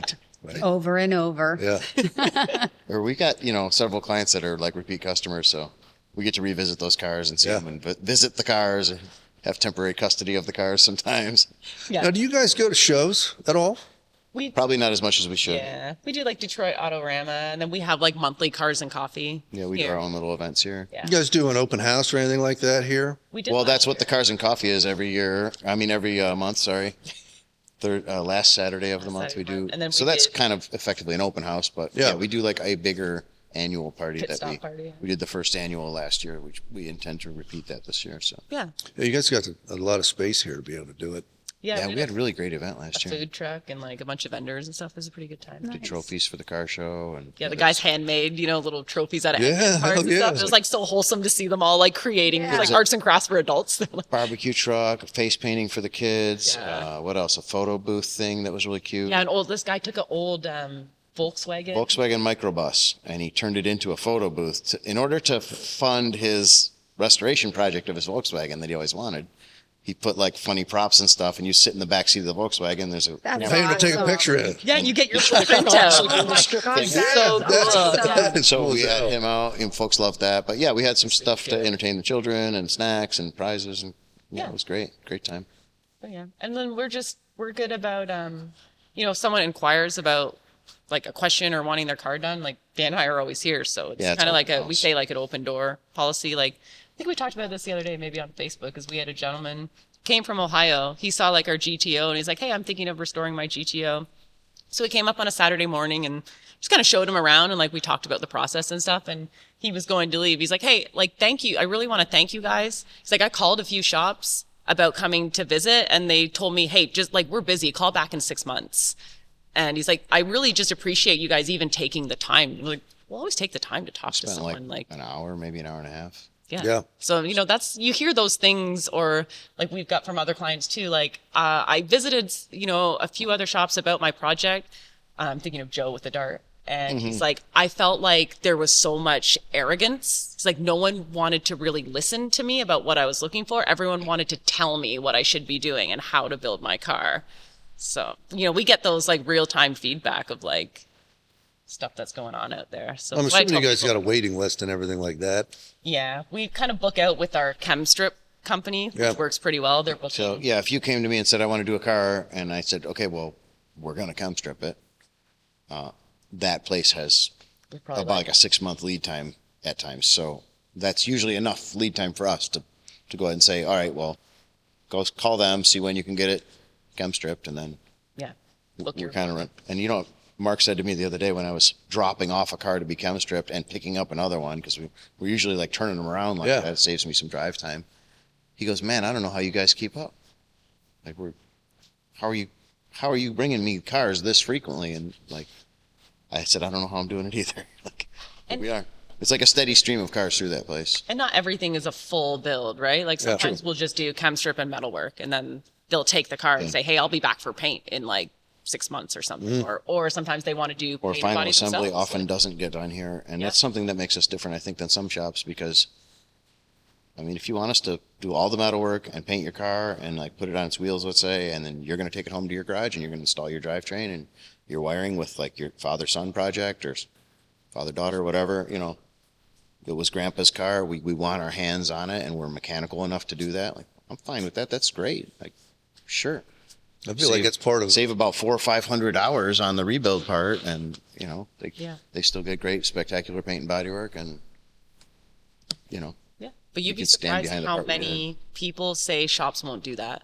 They want to do. They're like, well, we either won't do it or we have to build the whole thing. Yeah, and exactly what you said. We have so many of those father-son or like father-son, grandson, and they're like, we want to do. They recognize what's out of their skill set. Like maybe they don't have the ability to like structurally repair the car, but they're like, we can install the dynamat, the wiring harness and stuff, and they really just want to be involved and like get their kids into it. So.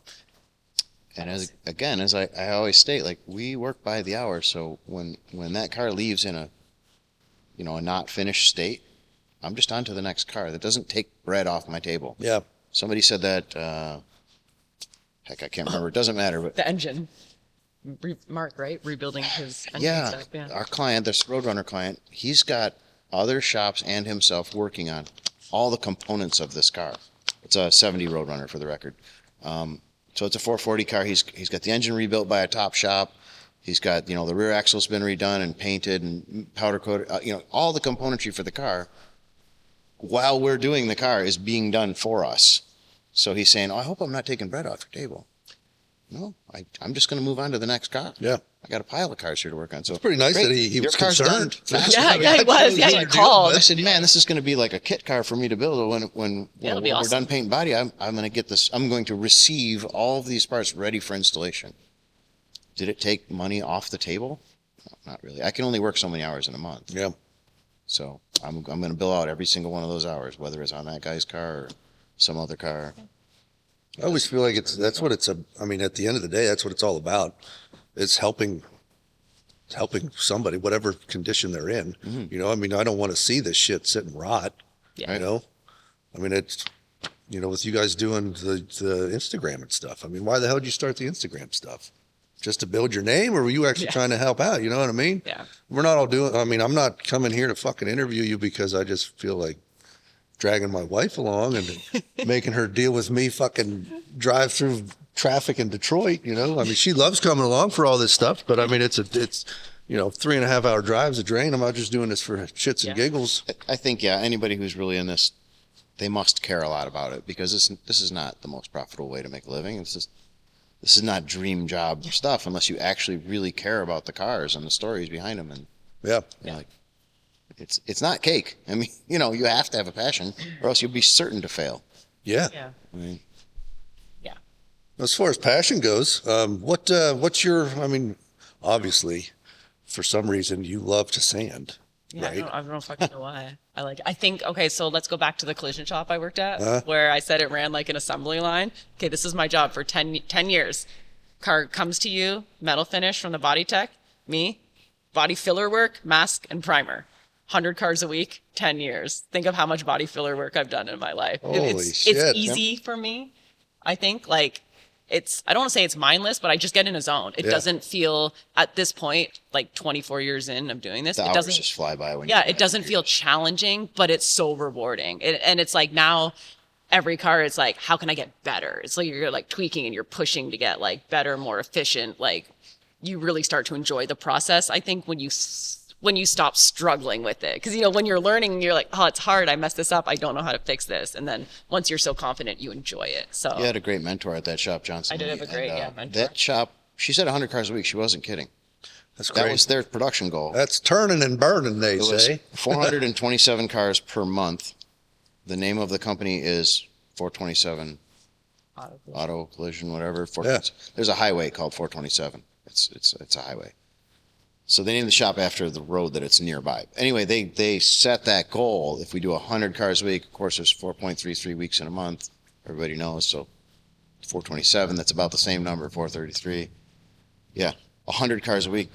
And everybody got a little bonus if they got their goals met every month.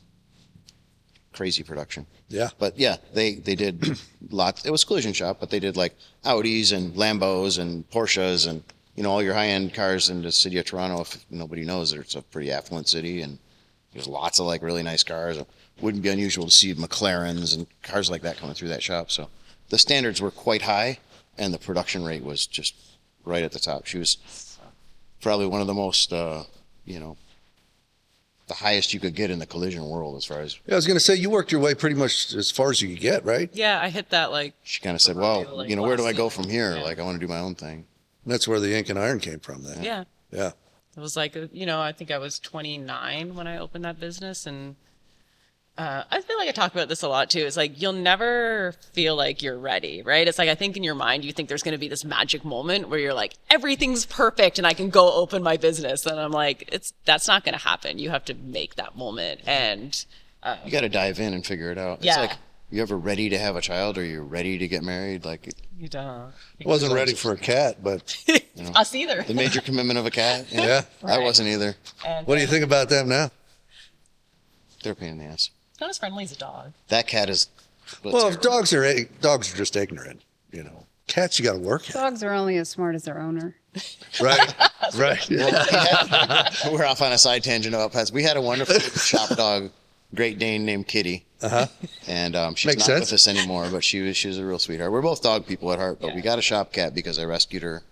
Her little head was stuck in a fence From Oh. our in backyard. the dead of winter. And, Like you know, the 3 little weeks cyclone old. fence. Yeah. Aw. Yeah. Little kitten out in the wild, freezing to death with their head stuck in the fence. Some damn big ears in the way. And so I had to take a wire cutter and cut her out of the fence. And then You had to bottle feed her, like she was Yeah. so Oh, wow, small. that's Like little. neither of us Wow. have ever owned a cat. We're like, what do we do? I went to Myers at like 5 in the morning. I'm like buying cat supplies in my pajamas like a crazy cat lady. Like, but she's sweet when she wants to be. What do they call it? The Universal Cat Depository or something like that? What the hell do they call that when a cat just shows up? Yeah, it's like I know what you mean. The Yeah. cat, not the cat lottery, but it's like chosen you or something. Yeah. Right. Right. I've Pretty had much a what it many was. Yeah.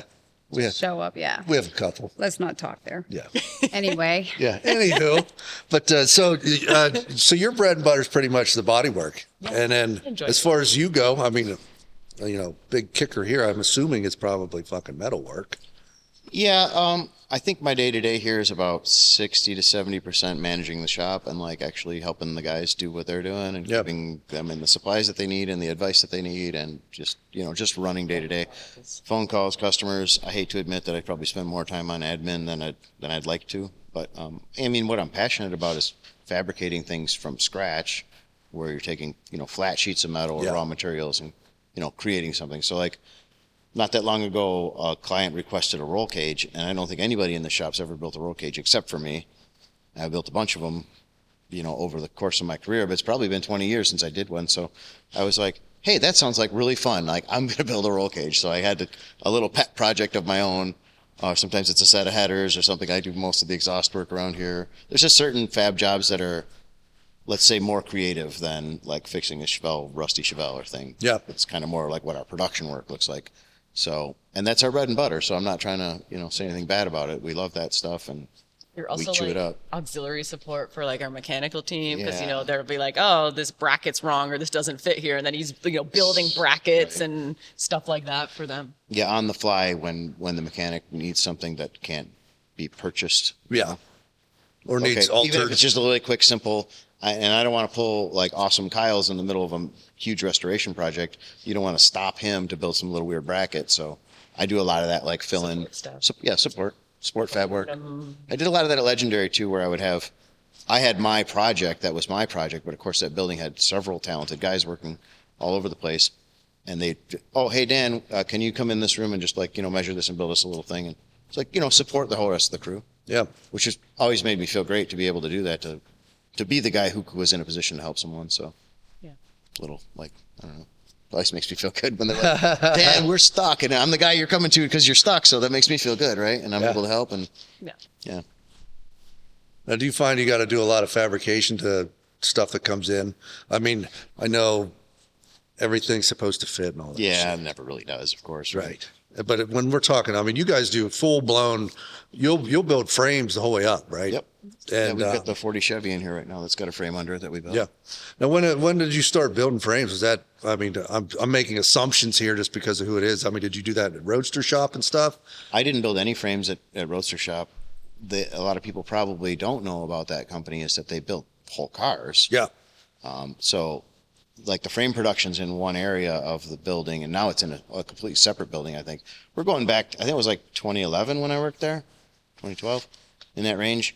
So I haven't even been there. They're great folks, the Gerbers. They've built a fantastic shop, and I don't even remotely consider them my competitor or my competition to them, because their cars are like whole next level. They're building $1 million builds. They're building $600,000 cars. It's just over the top. And I don't know if that's really somewhere where I want to be. You'd like to think everybody wants to build those cars, but it's a whole different game. So anyway, that being said, when I was there, I was in the car building area. So a client would purchase a frame from them and bring their car, or maybe even Roadster shop would source the car, but basically putting the body onto the frame, creating all the custom sheet metal work, underhood stuff, exhaust systems, all that stuff. So they had a great team of guys, and I was only there briefly, so I don't really want to, focus on that too much. But yeah, I just built cars. I put them together for them and turned a rolling frame into an actual car and that kind of stuff. So I was going through a divorce at the time. I moved out of Michigan to kind of get away from everything I was going through here. And that's why that was short-lived. I think that job could have been a lot better for both parties involved if I hadn't been going through a divorce. So I learned a lot. I met some great people, and it was kind of a 14-month stint. Yeah. And then, I had to be back in Michigan. I wasn't really fully focused on being there. That was over in Illinois, right? Chicago or something? Yeah, it's Mundelein, Illinois. They're north of Chicago. Yeah. By a good 40 minutes or so. Okay. It's a heck of a commute from Michigan. It's like 7 hours you have to go through through Chicago. So really, in a different time and place, in a different setting, who knows, I might have been happy as a clam and worked there for 20 years. I didn't know if you were involved with any of that, because Roadster Shop's infamous about all their chassis and frame setups and everything. That's why I was curious. Yeah, top notch stuff. That's why I was curious when you started building frames. Oh, right. I forgot the original question. It goes back to my dad. We were building chassis before I was building the chassis because I was too young. One of the first tube chassis I built, I was 18, maybe 19 years old, and it was a Chromoly tube chassis for a junior dragster, which they're built just like real race car chassis. They're just smaller. Yeah. Like 049 Chromoly tubing, like you got to TIG weld that thin wall tube. Like that's trickier than heavy wall, right? So I've been doing chassis work, and I think I put a 4-link and a 4-link and a C4 Corvette front suspension into a 57 Corvette when I was still in high school. So maybe not a scratch built chassis, but I was doing chassis and suspension work from the earliest point, because honestly, that's easier to learn than like English wheel work. So again, my dad's like, I just want to work the English wheel. I'll be in the corner doing that. Yeah. You can do this 4-link thing. So I did a lot of chassis and like exhausts and headers and stuff in the first part of my career. And then, as my skills grew, I was able to do more of the English wheel work and shaping and that kind of stuff. But I really pride myself on the fact that I could build a whole car. Yeah. Maybe short of the painting, even though I know she's laughing already. I have painted a couple cars because when I was a kid, I said, I literally wanted to learn everything. I wanted to learn how to wire a car. I can do a wiring harness. I don't do them day to day here. We have a guy who's excellent at that. But push comes to shove, I could do it, And I always wanted to be able to say I could build a whole car. Yeah. So I think that's, when I started the little amount of research I could do on you and find out, I started realizing that you had the same kind of mentality as what I had as far as, I just got into this pretty much right when I met you. 10 years ago. 10 years ago now. So, I was kind of old when it comes to getting into this shit. I see that a lot in this trade too. Yeah. A lot of guys that start out life in a certain career and get frustrated. And I've been a plumber and I'm just so tired of being a plumber. Yeah. Duff was doing pump repair and he's wading in the sewage and stuff. And Yeah. 36. he's got great hand skills and a great brain. And he's like, I want to do something I'm passionate about. But he still has those life skills. Yeah. He switched into cars in his 30s and he's excellent. Yeah. Yeah, but that was my whole intention, is to be able to just do from the ground up, And I'm fortunate enough that some of the shops that I was in, they just were like, this guy just fucking figures it out. So Yeah. just go figure it out. Like, you go over there, it doesn't matter how long it takes you. Sure. Because you'll figure it out, which I'm grateful for, even if the owner was a fucking asshole or whatever. He gave me the opportunity and all that stuff. Yeah. Some people do have a natural aptitude for that. Yeah. So. Yeah. That's But it's like, Yeah. when you talk about failure and stuff, you never really fail until you just fucking quit. Yeah. That's pretty much failure. Yeah. And the beauty, What's the saying? First attempt at learning, fail. Yeah, first attempt Fail, at first learning. attempt at right? You learn more about failing than you do anything else. First attempt. in learning. First Yeah, attempt in learning. Sorry. But yeah, I agree. It's how you grow, right? Yeah, but yeah, I know. I mean, I love the fact that you guys can do that all here. You know, that's one thing I haven't done yet is build a whole frame. So It's fun. I was going to get all technical with you and ask you questions, but I don't. Oh, he loves that stuff. We don't Just start with a flat plate. Yep. Fucking A. Right. Like our young guy Tyler, we try to let him put his fingers in everything a little bit to try and because he's so young. We want him to get that kind of well-rounded experience. Yeah. He wants Pretty soon you'll home in on what you're best at or what you enjoy the most. But I think when you're young, it's important to try lots of different stuff. So. Yeah. And yeah, you're not going to be the best at it, at everything. Nobody is. You know? Yep. I decided painting wasn't my calling, but I gave it a whirl. Okay. I always said I'm not shaving my fucking beard. Oh yeah, don't worry. Like I'm not shaving my beard. And I'm not buying the $2,000 fucking air setup yet. Yeah. Yet. The hair setup. But my wife, you know, when she retires from what she's doing now, that's what she wants to do. So Yeah. I'm all for it. Yeah, that's awesome. I'll do literally fucking everything except for spray. I just don't know why I don't have the drive for it. I mean, I can. I'll come out and apprentice with you. Women are great. Like side tangent at like scientifically proven, we see color better. So Yeah. like they say women make great painters because we're really good at color matching and preppers, right? Like the detail. I find like for our young kids, you could take like our apprentice prepper, and she'll sit there and like get every little nook and cranny. If you give like a 20-year-old guy that, they're like, oh, this it's done. And then you're like, good enough. is it? Like, just no patience for it. So, but yeah, like We girl will sit definitely there have and, the like, intricacies. Yeah, it's like the Well, she detail takes it as a orientation. personal challenge to Yes. get every single damn. I'm not going to let that thing beat me. I'm going to get every little Right. nook and cranny. Yeah. Right. She makes a game out of it. She So- gets it. I feel like women make excellent preppers and painters. Yeah. Yeah. I mean, your work speaks for itself. Keep coming back to that. Thank you. Now, what would you guys consider like your best client, like your favorite client? Do you like people that come in green, have no fucking clue what's going on as far as a client like that? Or do you want somebody who, like you said, you have a guy who's got 3 builds going on? Like, is that? You know, I don't know. People are as different as fingerprints. I swear there's no two clients alike. But my favorite, since you asked what my favorite is like our Greg. Greg is like very, like, he's not an engineer by trade, but he has like an engineering brain. And he's very specific about knowing what he wants. And I can do that. And I probably wouldn't like him very much if I wasn't as skilled as I am, as we are. But he has a very specific, he wants to talk about every detail. And I actually like getting into the minutia and giving the client what he wants. Where a lot of guys are like, my ego won't let me do that. I'm going to build the car the way that I build cars, and you're going to like it. You know what I mean? And Greg has a great brain, so I like his designs. Like, we click.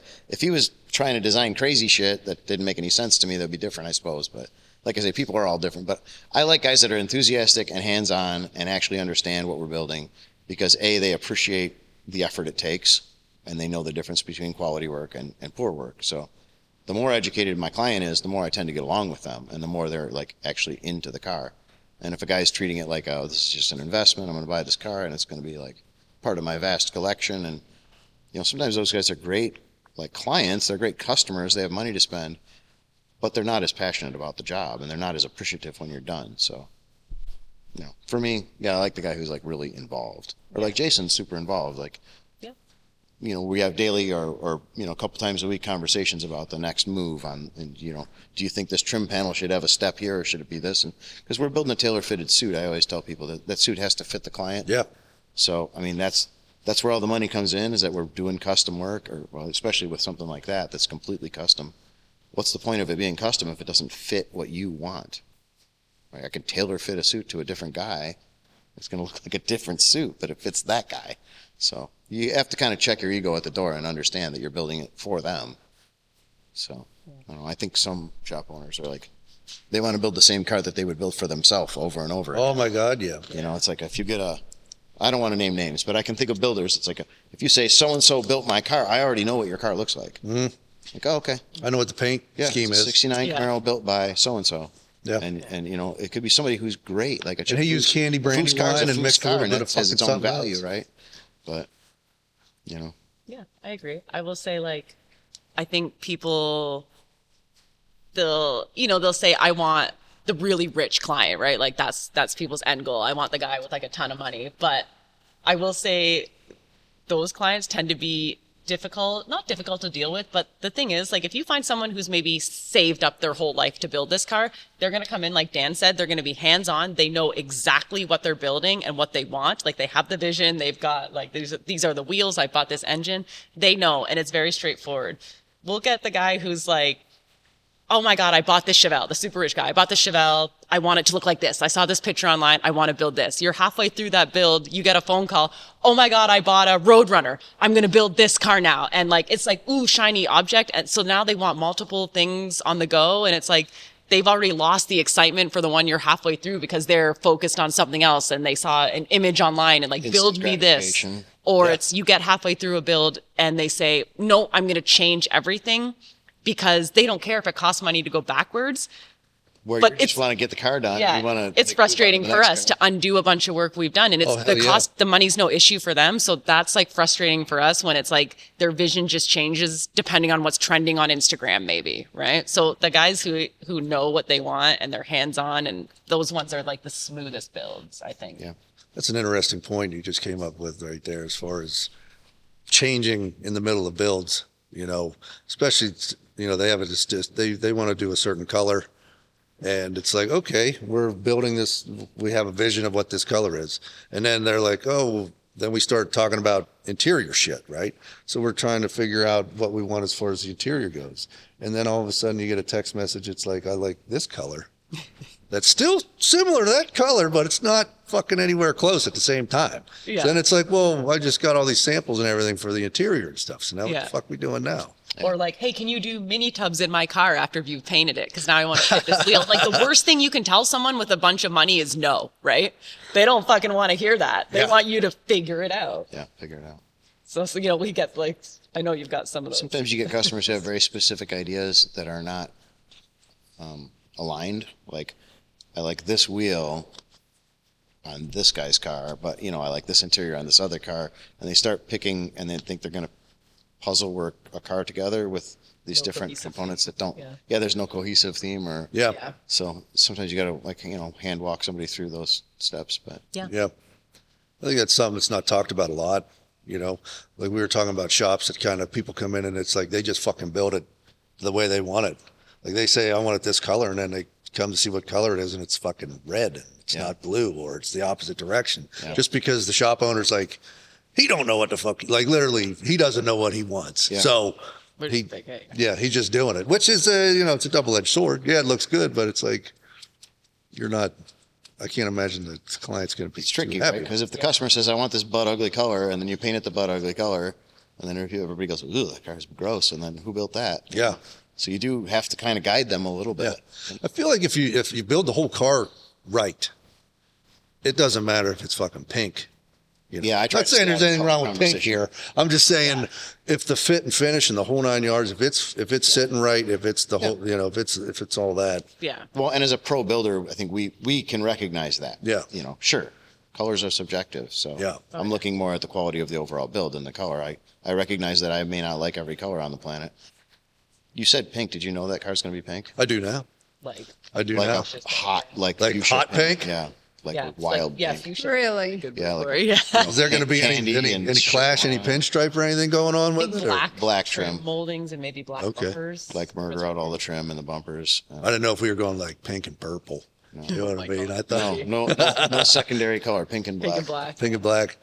But I think with like the color thing is like, you know, someone will say, I want like a blue, like let's say they want a dark blue. So, you know, you can pull the color decks and they'll kind of narrow it down. So we generally do maybe like 4 or 5 spray outs. So they'll pick a few and then sometimes we'll collectively add on, like we'll add in our favorites. Yeah, like, okay, I think it would look and then we're like, within that realm that we know they want. And then they might be like, oh yeah, like I really like this one. Or sometimes they're like, nope, I'm sticking, like I know what color I want. But you can give them options, but I feel like it still has to be in alignment with what they want, right? Like if they want blue, you're not going to sell them on a green. A lot of times they'll say like, I'm looking for an awesome red. Like, can you recommend one? Oh yeah, we got here. Check this. We got resale red in any shade. Any shade you want. Now, as far as your builds go, I mean, you guys like the full custom, or you guys like restoring back to original with, or? I think I could speak for both of us when I say, like, if we're building a car for ourselves, it's a Restomod. Yeah. Like, we love the classic cars, but I want, modern conveniences in them and stuff for my own personal ride. Yeah. Also, at the same time, I'm not the guy who would buy, like, the highly collectible, Hemi Cuda 4-speed car that's maybe $1 million car, but you have to keep it totally stock. Yeah. So I respect that. And if you had that car with that VIN tag, I would not encourage you to make it into a Restomod. Yeah, yeah. So, but I mean, yeah, on a personal level, like, all things being equal, I want like modern fuel injection and big brakes and, that kind of stuff on Air on conditioning? classic muscle cars. Heaven forbid. We put Restomod air or vintage air in every car we build if we can have anything to say about it. Yeah. But yeah, I mean, I like hot rods. I like to go fast. I like stuff that's custom. And I want to see custom metalwork on cars. Sitting right, the whole 9 yards. Yeah, we have a pretty diverse team too, right? Like, this will be totally Yeah, Duff that fits style. Duff's personality, Like, where he's that loving car's more this. my personality. Yeah, than Dan's my- like, oh my God, I can't even. Then we got a couple Mopar guys. So we always tell our clients, like, hey, even if like we don't personally love your build, someone in here does. Like, Yeah. you're going to be with the right person who's like fired Yeah, up. our about engine what we're builder's a building. huge Mopar fan, although he'll build any engine on the planet, but he's a Mopar fanatic. So Is he a local guy?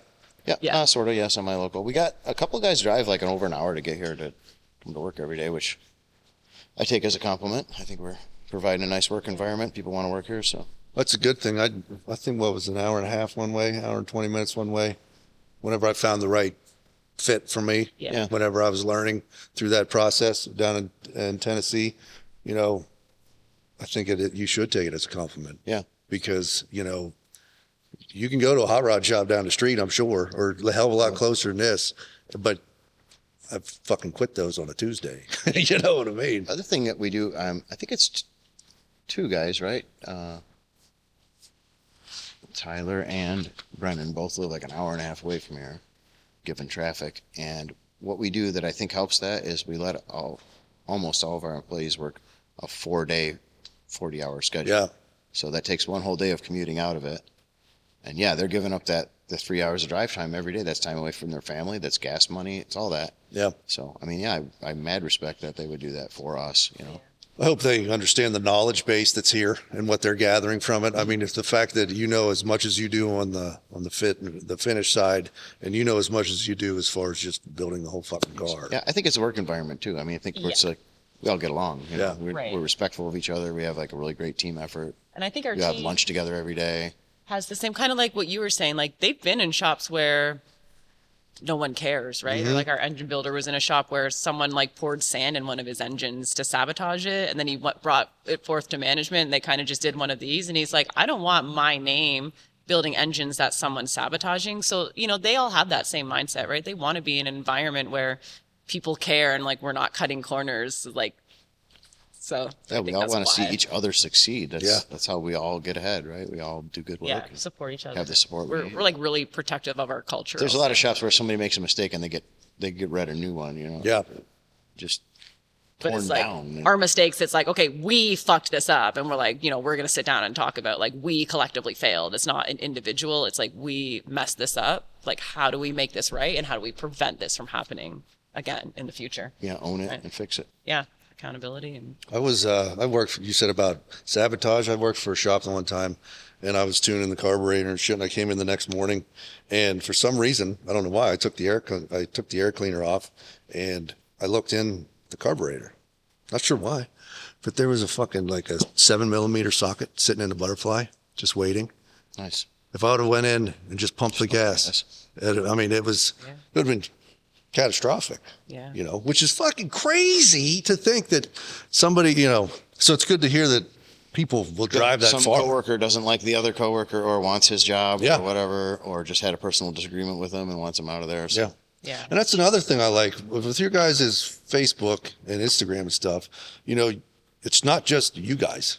People that are working here are talking. Yeah, we'll show you the goofy include guys, too. everybody. Force them to You like. include everybody, which, with the shops that I was helping out with to try to build their business and their social media and shit, that was a huge thing that people would get fucking pissed. They would get so mad. Because they're on there trying to take all the credibility. taking credit for all the work. Yeah. Which Right. I don't It think was anybody one name, is really fooled by not that. this person and everybody that works here, it was just, Right. this is my shop. I'm the one that, no, you Yeah, didn't. no, you did not. Which is ridiculous. You know right away that guy did. There's no way that guy did that without a team. Right. Yeah. There he is taking credit for it. Yeah. You know? And I think the cool thing about, like, we encourage all our staff to, like, build your personal brand, like, build your own social media, right? Like, it'll only help you in the end. So it'll be cool when, like, Dan will do his update video, like, hey, like, your car got painted today. And they're like, oh yeah, I saw it on Angel's story. Like, I've been like watching it. So it's like, they get to see, in real time, like, their cars coming in. But yeah, we're always very, like, I guess, vocal about, like, we're nothing without our team. It also Like, has to do with transparency. So, like, if I was telling my employee, hey, don't post that, like, well, what am I hiding? like, don't Yeah. show that. Like, Yeah. Why can't he post a thing of him spraying my client's car? Unless maybe the client didn't want something posted. There's yeah. Ridler car comes through and somebody doesn't want it shown. Right. That's legit. But yeah, I mean, what are we hiding? Why would we hide anything? Yeah. I think it's nice that that you encourage that, because there's so many okay. When you're standing there in ankle socks, sneakers, and fucking these dad shorts and a fucking polo, you didn't build anything. You know what I mean? You just Yeah. bought your 84 Corvette. Oh, I know. It's like, I understand you're the face of the business, but I mean, it's a business, it's a family. And like, that's another reason that you guys, I wanted to come interview you guys, just because of the fact that I feel like you guys are doing it right as far as all that stuff goes. I think too, like, we're lucky, like, we've both been on the employee side, right? So we've seen those. I'm thinking, I know you'll know who I'm talking about, but one particular shop owner, dad shorts and all, like, wouldn't know how to turn a wrench, bought a hot rod shop because he had an old car that he wanted to restore. So he went to get quotes, and he realized how much it cost to restore a car. So he's like, oh, I'm going to buy a hot rod shop because they make a lot of money. This guy takes, he'll take the customer's deposit to buy furniture for his house, or like the $8,000 Persian rug. But I think we had this talk, or he was talking about growing his social media, and I was like, hey, why don't you include your staff? And he's like, I don't want to show my staff. He's like, what if someone steals them? He's like, I can't do that. I'm like, well, if you treat people right, they won't. And also, like, you don't own people, right? Hey, that like, goes back to that relationship thing I was talking about. We have a relationship with our employees that goes beyond just employer-employee. We're not just punching a time card and running a stamping press all day. Like, we have relationships with these people. We actually care about them. yeah. Like, And, like, It becomes a family.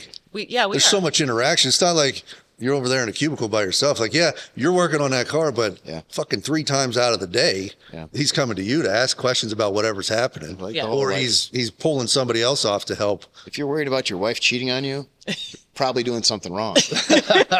So if you're worried about that employee jumping ship or somebody pirating your guy, then you're probably not doing what you're supposed to be doing as an employer. Right? Your employees want to show up. Everybody's here before the 8 o'clock meeting. We're chatting about our weekend. We don't talk about business when it's not business hours. Like, we don't talk about shop during lunch. We all have lunch together, and we have like deep conversations. We're a team, Yeah. And I mean, sure, somebody signs the paychecks, but I like to think of it as a team. Yeah. I think that they see that. Yeah. And like, if you're in touch with your staff too, it's like I said, when you don't own someone, like, you might get to the point where someone's going to move on from your company, and like, that's okay. It can be on good terms, right? And if that communication is there, like, maybe someone's like, hey, I'm moving to a different state, or I really want to like pursue this, then like, we're absolutely there to like support them, right? Like, we always say, all we ask for is just like, be open, be honest, and just be upfront about your intentions, right? Like, we'll get through. Like, we don't have this illusion that we're going to own everyone here for the next 30 years. Yeah, you're going to like, work here for 30 years. if you want to, great. Like, there's a couple of our guys who are like, this is our forever home. Like, we're not fucking leaving. That's cool. But like, you don't know. But they probably will. They say that, but like, you never know. Yeah, like a 20-year-old, right? Like, Kyle could go get a job at like GM, like some amazing job, and we would be amazed, like, just so proud of him, right? So I don't know if that's just like a really old mentality of like, I can't show my people, or like, can't give anyone credit. And I think it comes back to like not showing what you're doing. Yeah. You're not willing to show how you're building the metal or how you're wiring a car or whatever. And if your employee left, then he could show somebody else what you were doing. Right. But at the end of the day, I don't think there's really competition. Like, people that think that they're competing with other people and shit like that in this industry, I don't think that I mean, I guess if you're trying to win awards and stuff, that's like the competition I'm kind of referring to. But if you think if you're doing it right, if you think somebody's not going to come through the door to ask you to build something, you know. I think our competition is just to be better than we were yesterday. Right. You're only really competing I know with that yourself. sounds like a hokey kind of thing to No, say, it's but true. just to improve the quality and the customer satisfaction and our own profitability, of course, and just to trying to grow our business and our little family, our team, you know, that's what we're competing against. Just doing better in the world and doing better for our clients. Yeah. There's plenty of work out there, like we always say, for everyone. Like our market isn't going to be the guy down the street's market, right? Like we all have our own market. There's lots of work. And like There's feel plenty like of work for everyone. We were talking to somebody at Autorama, was another shop, you know. They were have that complimenting our scarcity. thing, and we were complimenting their thing. And hey, this is a in-town shop, right? Yeah. I'll be your friend. Like I'm not taking anything from you. What more are you taking from me? You know. I think the more that we interact with each other too, the tighter the whole entire community, For sure. close knit can be. yeah, absolutely. I want to go back just a couple seconds to one of my favorite things you guys briefly touched on when employees leave. And I also mentioned earlier how we trained Kyle from a very young age. I have a couple examples, but I'll just give you one. I hired a guy, I know you know who I'm talking about, Yep. when he was 16 years old, and I was like in my early 30s when I had my own little business after I had left my dad's business. It was called Fournier Customs, and I was working out of a pole barn. And at first it was just me, and then it was a couple guys, but mostly like young helper guys. I hired this kid, 16 years old. He was a friend of the family and didn't, you know, really have any skill set except he was a hard worker. And his uncle was the one who made the introduction. His uncle was a carpenter. So, you know, kid could work with his hands and stuff, and he'd been helping his uncle out at job sites and whatnot. And that guy worked with me in my barn. And then where did we go? I went to Roadster shop. He did some goofy stuff for a little bit. And then when I went to Cooper Technica to do the high-end restoration work, I suggested that guy hire him. So this young guy who was 16 at this point, he was like in his 20s, and his fab skills are growing, you know, as he's working with me all these years. Right now, this guy is like one of my very best friends, and I call him my brother. Also, that's a point of pride, right? When people who worked for you are your best friend 20 years after the fact. Yeah. Or Joe, like my lifetime friend, right? We work together and we're still friends.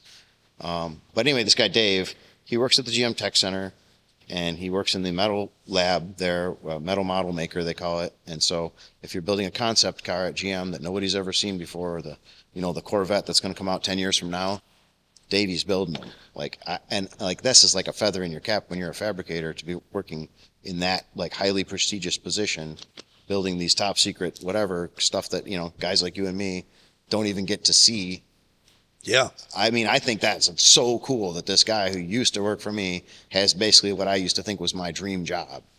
You know, and I got another guy that like ended up at Roush Racing. I've got a bunch of people that are like, you know, I just look at it a feather in my cap. If I train somebody up like our buddy Kyle, if he ends up going and getting a job for, you know, Penske Racing or something, I'm going to go like, oh, I must have done something right? Yeah, right. I'm dad at that point. So like give them all that knowledge and let them do what they want with it, you know? Yeah. You don't own somebody just because you trained them a bit. But, Yeah.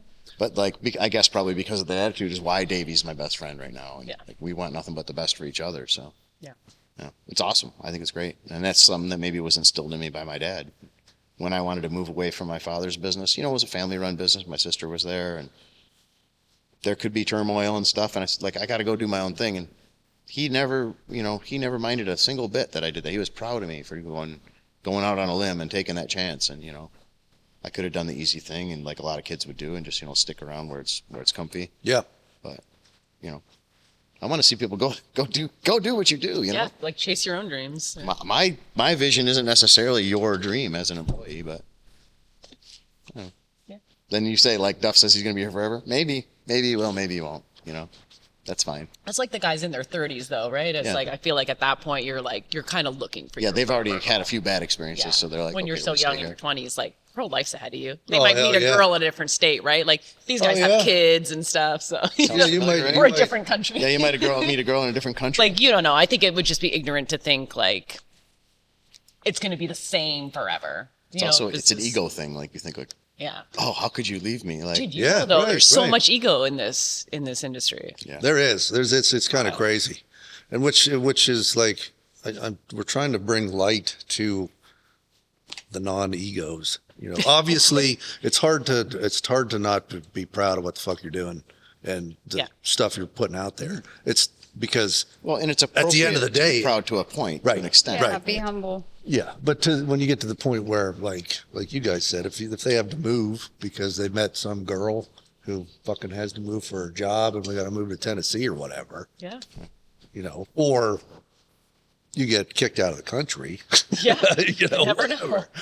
know. Well, yeah, you never know what life brings, right? Yeah. I would have never imagined that I'd be moving to Canada, but Yeah. that's Yeah. what love will do to you. Mm-hmm. Yeah. Look where we are now. Look where we are now. Oh, Freedom. I'm glad you brought up your dad and you brought up about moving on from basically under his wing, I guess. Mm-hmm. I was going to ask you about that, but that was forever ago in the conversation. What since you brought it up, I want to kind of go back onto that. How was that conversation with him? Like, was it hey Dad, I'm thinking of this, or was it like, hey Dad, I'm doing this? Like, was there a build up to it? It kind of always precipitated down. A lot of different things were happening in the family business. Like I said, I mentioned multiple times, my sister ran the business. She's a genius, and she has 2 MBAs and a master's in marketing. And that my father's business wouldn't have existed without her, just like his book wouldn't have existed without Mom. Yeah. My dad, as talented and gifted as he was, and a very sweet man, he was not an entrepreneur or a writer. He was a very talented metal worker, and that's about it, right? So it was my sister that created that business and let it function. And I think we were up to like 8 employees at some point. So it was about the size of this, not this big of a building, but it was pretty overwhelming at some point. And because my dad was pretty hands off with like day-to-day management of the company, it was my sister in the front and me in the shop being like shop manager and dealing with a lot of clients. And again, at a pretty tender age in my 20s and early 30s.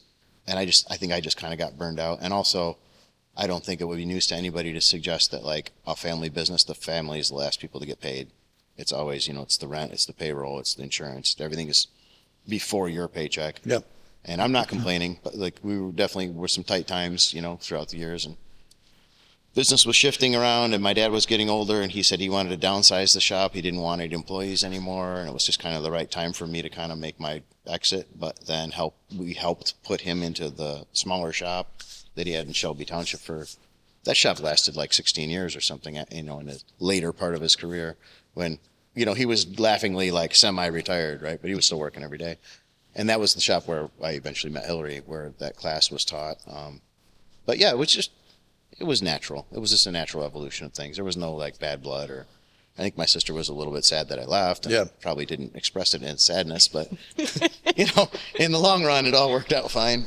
We're all still best friends. So yeah, That's good. I would go back, all throughout those years when I was at Roadster Shop, when I was at Cooper Technical, when I was at Legendary, anytime that I was in town, I was there at, with my dad, visiting my dad, showing him the metalwork I was doing. Nothing he liked more than that, to like see photos of, this is like when smartphones were like a new thing to him. Oh, He's yeah. going, Flip phone, little like 3-inch screen or like, whatever, or 2-inch screen. Pull out the actual like iPhone and show him photos of Pixelated and just horrible shots. So, yeah, we stayed very much together as a family, even though I had started my own business. But Yeah. then like the 2008, 2009 housing crisis happened, and that led to me and my first wife losing that home.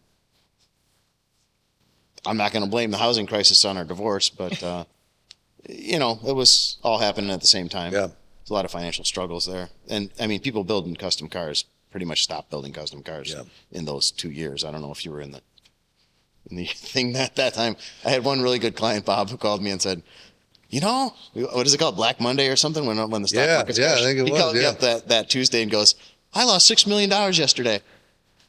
And I go, I'm thinking in my mind, like, okay, the market's crashed like 20-some percent, 22%. I can't remember. And I'm thinking like 6 million is only 20% of your net worth. So you still have X amount of dollars, right? And he's going, I'm really going to cut back on all these builds. This guy was building Gullwing Mercedes, and it was all like Concourse stuff. He built a land speed record car for the Bonneville Salt Flats out of a Gullwing Mercedes. Damn. So it gives you an idea of the level he was playing. So he was my guy. He was my main thing at that time. And when he took that hit, the whole rest of the world took the hit, and the market was just shrinking like crazy. And, my marriage was already not the greatest. And yeah, so that happened. So that's why the Roadster shop and the Cooper Technica. That was the Dan regrouping and finding himself for a few years there. And then, came across this gem sitting next to me later in life. And the rest is history. You said you met at a teaching function? Yeah, well, my dad was teaching his metalworking classes still. So she was there to see him. But you were helping your dad. She was taking Dad's class, and so you were hot for teacher. I was. Damn. Did he teach at all during that? He was there a little bit. Yeah, he was really not well. His health was starting to fail him a little bit, and he had he's diabetic and he had heart issues, and You were doing more than teaching. He was auxiliary, there came for lunch and stuff. He got physically tired, at some point. He couldn't swing the hammer like he used to. He'd just have me. I'd be his hands, and he would do the talking part and kind of team taught.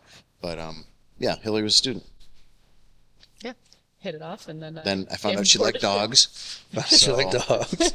I went home. Clearly likes cars. During the lunch hour of the class, where all the students were having their lunch, I went home, which wasn't very far, got my Great Dane, and brought her to the shop so that I could press the cute girl with the Great Dane. I'm also a dog person. Let me come get my dog. Those are my friends. So we became friends, and we started chatting.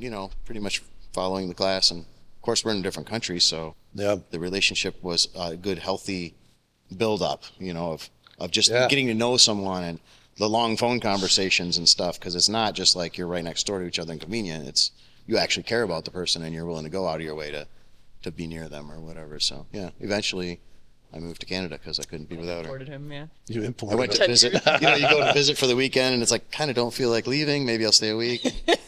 Then that turns into a month, and then sounds about the same way. We lived a little over an hour apart, hour and a half. Yeah. So we just only seeing each other on the weekends. Only seeing each other on the weekends, Yeah, for the longest time. I think that's the best way to fucking go about it. Yeah. Is what it seems like. Like you said, you kind of put the toe in the water a little bit. Yeah. Feel around, whatever. Yeah, you really. Yeah, it was really healthy, I think. I feel like you really have to like the person to pursue that, because it's not easy, right? Like with the distance, and so definitely. We knew each other really well before we ever lived together. Yeah. So many conversations. Yeah.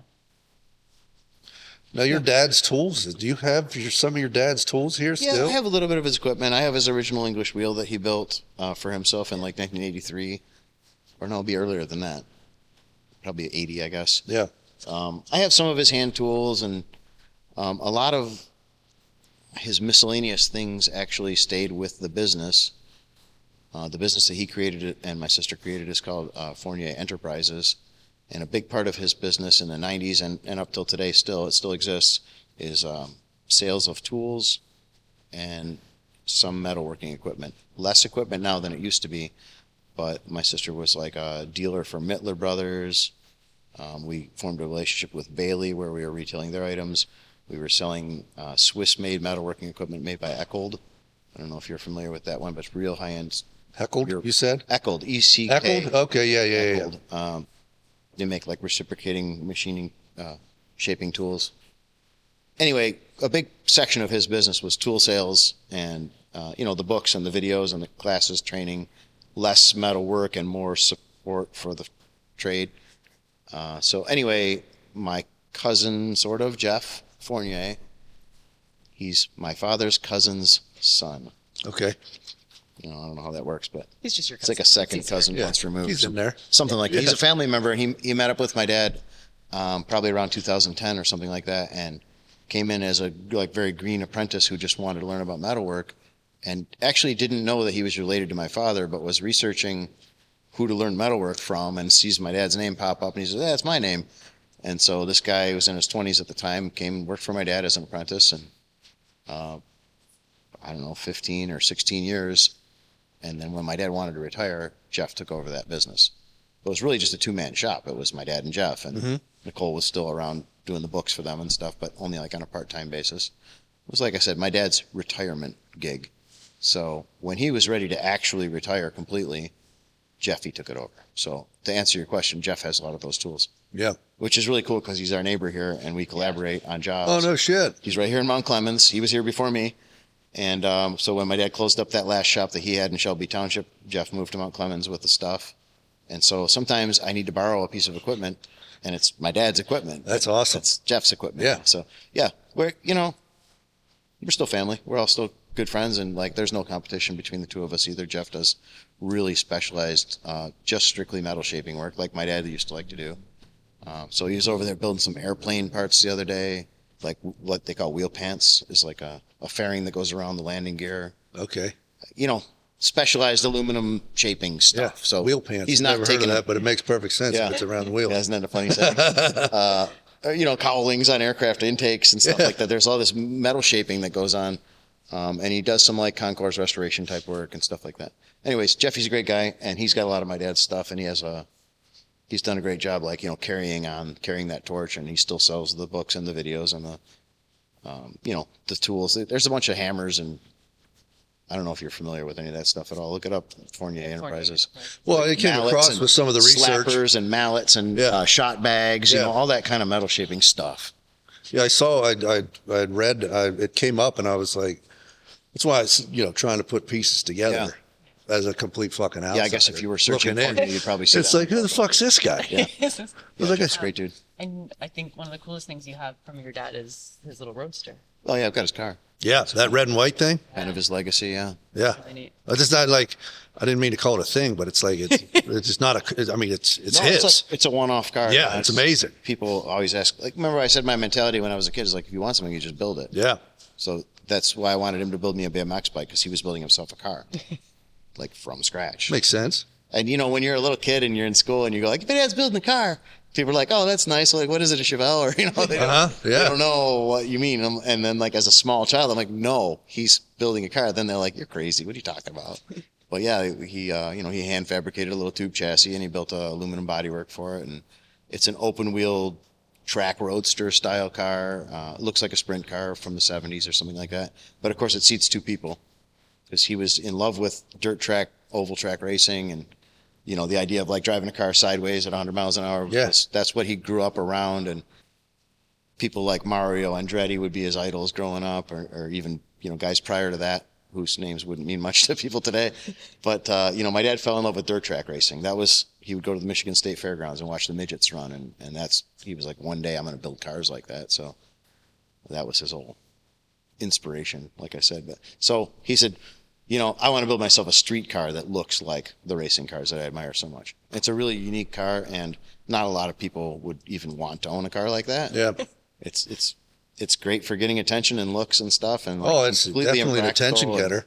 You know, I've never had anybody request that I build them one because it's so weird and unique. But you know, It looks like it would be like not a production line, but it looks like it would be like you said about the midgets. I mean, they're a specific style of vehicle. It would totally look like there would be 20 of them running around a track. It's well proportioned. It doesn't look like something somebody just dreamt up in their garage. Obviously, he's got some design skills, and he actually employed somebody else to do some renderings for him, and he used their thoughts, but then gave them design input. Yeah. Like, oh, well, I like this part of it, but maybe make this part rounder. And so he had a pretty good concept of what it should look like when it was done. Car weighs 1,800 pounds, 1,805, in fact, and it has 525 horsepower, a 5-speed Tremec trans, aluminum small block Chevy, so it's too much to drive, really. I was gonna say a little bit of get up and go. It's a scare. Quite light. It's really. I mean, I'm not saying that in jest. It's really just scare the crap. I could only imagine, like, if you even get in half throttle, like, and beyond. I would rather drive crazy. a 4,000-pound car with 1,000 horsepower than a 2,000-power car with 500 horsepower. If that makes sense. Even though the power to weight's the same, it just feels like you're driving on a roller skate and things all over the road. And, you know, you can be going 80 miles an hour and spin the tires, and it'll really wake you up. So we don't drive it very much. We just kind of A little cruiser. on our Woodward dads. cruise. And And for the record, it wasn't that powerful when my dad first built it, but when he was 72, he decided, oh, I need to upgrade the engine in this thing. And he called over to Dart Racing. He's friends with Rich Maskin over there, and of course Dick's gone now, but they whipped up this like aluminum small block that was basically it was like a 400-inch sprint car motor without the camshaft and without the compression ratio. So they detuned what would have been an 800 horsepower alcohol injected engine, streeted it up a little bit, and it looks like a sprint car engine and feels like one of those, but Runs on pump gas. it's a lot. Yeah, it runs on pump gas, right? That's the difference. Dumbed it down. Dumbed it down. Yeah, like I always like laugh because the rotating assembly and everything is first class, so you could just like throw that roller cam in it and Yeah. So a Hillborn injection on, change the pistons, and you'd have that. But Then you'd really try to fucking hurt no yourself. thanks. Yeah. No, the car's if and when on rare occasions, like a good friend will drive the car, honestly, like I don't care about the car. Please don't kill yourself, because the car is like scary. And you say that earnestly to them, and they go like, "Oh, okay." And then they think they believe you, but then when they come back, they're like shaking. They're like, "Oh man, that car's scary." So it's not a good thing. It's scary in a bad way. Gotta clean up the seat every time somebody I don't comes think back. it's like, you can accidentally get it sideways, and They'll turn it back after that. yeah, keying sideways is fun when you intend it to happen. Yeah. It's that bite halfway through the sideways that gets you. And that little, like the car is exposed. I mean, people don't have a visual, but yeah, there's no doors, so you're looking at the pavement. You look over your shoulder, and you can see the rear tire right here by your. I know I saw, you guys have that on YouTube, I think. Yeah. I saw a video of it. It's fucking awesome. She wants me to put on the meta glasses and like blast down the street with it. Yeah. Yeah. Yeah. Else, man. Yeah. Yeah. So what do you guys have lined up? I guess we're running 2 hours here. Oh, geez. We're going to wrap up with just a little bit here. At least start heading down the downhill slope of it. But what do you guys have lined up as far as, I know I'd seen an interview or whatever with you saying that you wanted to try to do a little bit longer format on YouTube and stuff like that. Yeah. I know, did we get into your Instagram and all that shit? I think we chatted about like our social media stuff a little bit. Yeah. But yeah, I think YouTube is definitely one of our goals. I find like my audience is predominantly like DIY guys, which I think like that's fun for me, like to give back, because I think I've been fortunate to have great mentors along my journey that very openly shared things they knew with me. And people might say, well, why do you wait? Like, you have a business, why do you waste your time helping these guys? But we've got clients from people who watch our content that say, hey, I was going to build my own car, but I watched your videos and I realized I might be in a little over my head. So maybe I'll just have you guys do that. So that longer form content. And then we're kind of working on like I don't know if I want to call it a journal. Like I want to do like a restoration guide, like maybe an interactive workbook for DIY guys where can kind of outline like, because I always get the same questions, right? Like the same reoccurring questions. So maybe just a little guide where people can like fill out like some project notes and just give people a general outline of like the restoration steps. Step-by-step process. Not necessarily like this is how you have to do it, but just guiding people in the right direction. Because, sometimes you'll get the DIY guys that say, oh, I wish I would have known about this product, or I wish I would have known why I should have stripped my car before I did this. So just something like that. Kind of more educational stuff. And I think that like the YouTube long format is taking the place in today than from what taking the place of books. And Yes. my dad wrote books. Who writes books anymore? It's more like you say. I think in this industry, you don't, like so many people, I think in this industry learn by watching. yeah. More than by doing. Yeah. I mean, obviously you're going to learn by doing. Hands-on thing. Yeah. Yeah. So, I mean, it's funny. I can fucking get on YouTube and watch something, and then all of a sudden I'm doing it. Okay, have you ever heard the phrase? This is one of my dad's favorite phrases. That's something that can't be taught. It has to be learned. Like, here's a good example that everybody can relate to: driving a car. Yeah. I can't teach you how to be a good driver. I mean, I can show you how to drive a car, but I can't make you a good driver. It has to be learned. The same way with metalwork or painting. I can show you she could show you what pressure to put on your gun or how to mix the paint, but she can't make you a good painter. You have to learn that on your own. Yeah. Yeah. So, And I think like as tradespeople, we tend to be more like visual learners, right? Versus like reading something in a book. Like if you can, like you said, you can watch it on YouTube and then you can like kind of see how you go out and apply it. That's, I think, like for me anyway, that's how I learn. Yeah, because I've read a couple of books as far as metal shaping and shit goes. There's only so many pictures that they can fucking put in there. Right. And then some of the books, like your dad's was what, in 84 or something like that, or 83, yeah, 84? 82 or 83, something like that. Yeah, so I mean, First book, photography second. wasn't exactly fucking top notch. You know who did all the photography in that book? Your mom? My dad. Oh, your dad did all the photography? Nikon 35. Hell yeah. Camera. I mean, we didn't always have cameras attached to our phones. Yeah. Right? So he had, sitting on his toolbox was this Nikon. Yeah. Oh, I'm sorry, it was a Minolta. He got a Nikon later on. But, yeah, I mean, and that was in a time frame when people didn't document their work like the way that we all do now, because it's so convenient to do now. Yeah. But he was out there, developing film in the dark room and all that crap. Well, you can still watch videos of your dad teaching on YouTube right now. Yeah. Like if you literally just type in Ron. And the information's timeless. Yes. Obviously, the metal shaping techniques don't change. I mean, it even shows his one, he had a friend who's out in California now, metal shaper. Ron Covell. Yes.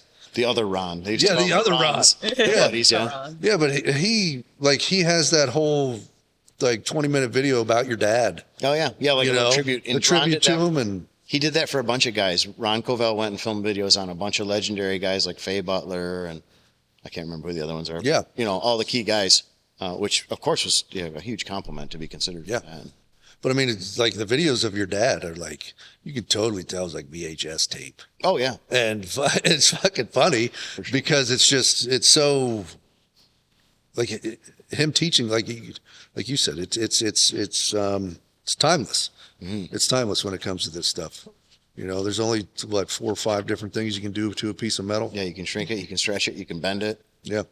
I don't know what the other ones are. Well, some people say weld. Well, yeah, you can join them together. Right, You but- can cut it and weld it. There's two more things. Right.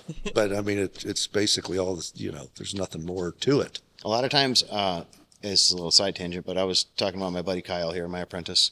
He's kind of more than an apprentice at this point. He's so good. But he was struggling a little bit with a part, and I was able to just say, okay, see, that is a stretch. And I walked away like microphone drop. And he goes, oh. And I swear, like a half an hour later, I walked past. I'm kind of a passive teacher like that. I'll give you a suggestion, point you in a direction, and let you explore that. Came back, and I looked at that part, and I just gave him a pat on the back. I'm like, see? And he goes, thanks. Thanks a lot. And then he was so enthused because he had this nice part. But sometimes it's just a matter of just breaking it down for someone. Like, this part here is a shrink, this is a stretch. And then they go, okay. So. It's like the difference between form and shape. Yeah. And putting a rubber band on an English wheel. Yeah. Like when I fucking learned that you're no longer stretching. Yeah, you're just bending it. You're now. just pushing shit around at that point. It's like, I was literally like, fucking, where's the, Mind blown. Yeah. I was like, no shit. Where has that been? Yeah, the light bulb moment. Yeah. Sometimes it's all it takes. My dad was a master at that, is just so choosing his words, right? Like just this little phrase I'm going to give you, and then walk away. It's like, oh, thanks, Dad. Now, how did he? A lot of teachers will try to overcomplicate things, or come at you with science, and it's like, I don't want science. I just want real practical Yeah, information. right. Just get me to the finish line. Yeah. The easiest way. I don't need the whole mumbo jumbo. Backstory. Yeah. I don't need the whole, I don't need to show my fucking work. I just need the finished product here. Yep. Now, as far as teaching goes with him, I'm assuming it sounds like he was just kind of like show you a little bit and let you go. Oh, He yeah. wasn't like when I was a fucking kid, yelling at you over your shoulder or anything like that. No. When I was a kid, he would like let you go and just, build it. Go build those headers. If they suck, we'll build them again. Yep. And I would be like, I'm out on a limb here. I don't know are you dead? Am I doing okay? Like, I can't believe you're letting me do this. And it's like, it's okay. Like, there's nothing you can do that I can't fix. It's just, free range learning, and you get into trouble, I'll help you. I feel like when you're going through the process, you always run into some situation like you're building shit that doesn't exist. Yeah. So I feel like we're just professional wingers. Yeah. Yeah. You know what I mean? Just winging it. And then the more times you've done it, the less you're winging it. Right. If you can relate it back to something that you did 20 years ago, it's a similar part, and you kind of have an idea where to start. That's the only thing. That's the only difference, is experience will carry you. Yep. And that's what I'm trying to impart on my guys, is just to share some of my past experiences. Like when George DeLorean said, I've had good success doing it this way. That's what I try to do. You haven't had any success yet because it's the first time you've ever done it. So I'm going to tell you what's worked for me. So, that's the difference, right, between an expert and an amateur, is just the experience. Yeah. Truly is. Fighting through those battles as you go. Or my dad would say that the difference between the expert and the amateur is the expert can correct his mistakes. It's not that the expert doesn't make mistakes, it's that he knows how to fix them. Mm-hmm. Yeah. And of course, you make less of them as you go. Yeah. I feel like that's where YouTube comes in. Like the people that show all that stuff, they screw something up and then they show how they fucking come back and fix it. That's That always was a big part of our class too. It was like the student would go too far with the wheel. It's like, okay, everybody stop. Jim here has made a mistake. Let me show you what you do. Like, this part's not junk yet. Let's resurrect this part. And then, okay, everybody go back to what you were doing. So you kind of make an example of the failure because it's a teaching moment. Now, are you guys planning on doing it? Did you guys teach out of here? Or We haven't done that yet. We've had some interest in that, and I always use the same excuse as that the format in which my dad liked to teach, which I would like to think I would do, is all completely hands-on. So the students come in and they've all got their own English wheel, Yeah. all their own equipment. You'd almost need a whole nother You need building, like a teaching a facility. whole area. Dad had like 6 English wheels, so the class was limited to 6 people. He didn't want people having to share equipment and stuff. So if I was to do training at this point, I think it would be a one-on-one basis, and of course, probably quite expensive at that point. Yeah. So when you can split up the cost, obviously, of my time and shop facility over, say, 6 to 10 students, it becomes much more affordable. Yeah. But even like the class that Hilary took, how long ago was that? 12 years ago? Yeah. It was a 3-day class, and it was $1,500, I believe. Yeah. In like And there was 2014. 6 participants, and that was Yeah. enough to like make I it think it was worthwhile. only 3 or 4. The class was set up for up to 6, but Yeah. your class might have had less. But Yeah. so imagine trying to do like a singular guy, which it might work, but like they'd have to have quite a bit of cash. Yeah. I know. I've interviewed some people and talked to some people that do that. That Travis, or not Travis, Tyler, that we were Yeah. talking about. Was it Kraus? I think so, yeah. Tyler Kraus? Yeah. Yeah. Oops. Elevated. That's the book. Yeah. He's like the traveling hired gun, basically, is what I'm gathering. He'll Yeah. go and help. Yeah. Right at like whatever stage your project needs. If it needs Yeah. bodywork Yeah. or paint, he'll just come in and assist. Yeah. And like as far as personal training, we would do often a guy would take the generic class with 6 other individuals and then say, can I come back? I'd like to focus more on my particular project, or I have this metal shaping challenge, and can I bring my part and get some one-on-one time with Ron? And that would be just like a little bit more than the normal shop rate, obviously. And they would spend like a Saturday together to help him, like you said, over the hump of whatever he was struggling with his project. Bring their part in. Or also, I know my dad traveled several times to like another company's facility. Yeah. Like come to our shop in Illinois and teach our guys using our equipment and do just like a weekend seminar or whatever. So that's something that I would be open to doing, but Yeah. we're just so busy trying to build this business and do what's best for us here right now. It's a lot. I mean, obviously. you're kind of doing that on a daily. You have like your 3 fab guys. Yeah, I'm teaching my guys every day. I mean, it's still the same thing. Yeah. For now. So what are you guys thinking as far as what are you guys pushing for? You said you're trying to build this right now. You got all your attention on this for the most part. Like, where are you thinking as far as like 5-10 years down the road? I mean, I don't know how old you are, but I'm assuming 10, 15 years, we're talking at a point where retirement, you Yeah. know? I think just like more of the same, growing this and increasing our efficiency and maybe taking on some more ambitious builds as we gain a little bit more reputation and so on. I'd like to do something like real serious, like a Ridler car or, it's hard to get those high budget customers until you've, built yourself up in the industry a little bit. Yeah. Yeah. Just falling into that right individual too. Yeah. Yeah. I feel like if you guys decide to go to more shows and shit like that, opportunity, especially if you guys are going to Detroit right now and Ridler's sitting here and you have a car that you've shown, on Facebook or Instagram or whatever, because they got the fucking rule where you can't show anything. Right. Yeah. You know what I mean? Which is funny because sometimes they don't have enough for 8 total people to be in it, but that's besides the fucking point. Well, you can tell by some of the cars that make the final 8. Yeah. No, I don't mean any insult to it. but No. You'll see some cars that are like multi-million-dollar builds, and then you'll see like, a nice 55 Chev that's like $100,000 builds. A nice car, but yeah, maybe not a contender for the award, right? Yeah. So, Especially right after COVID.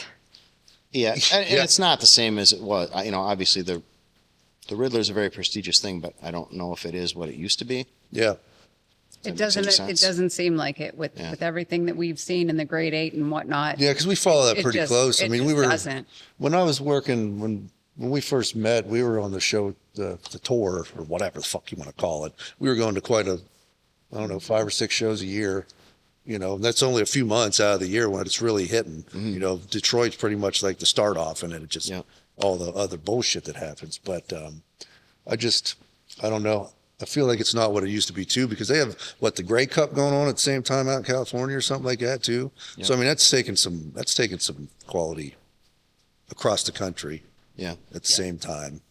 But I think if they alter it a little bit to not, you can't see it type of deal. But that's the politics part about it. You know? That's what it I always mean, is.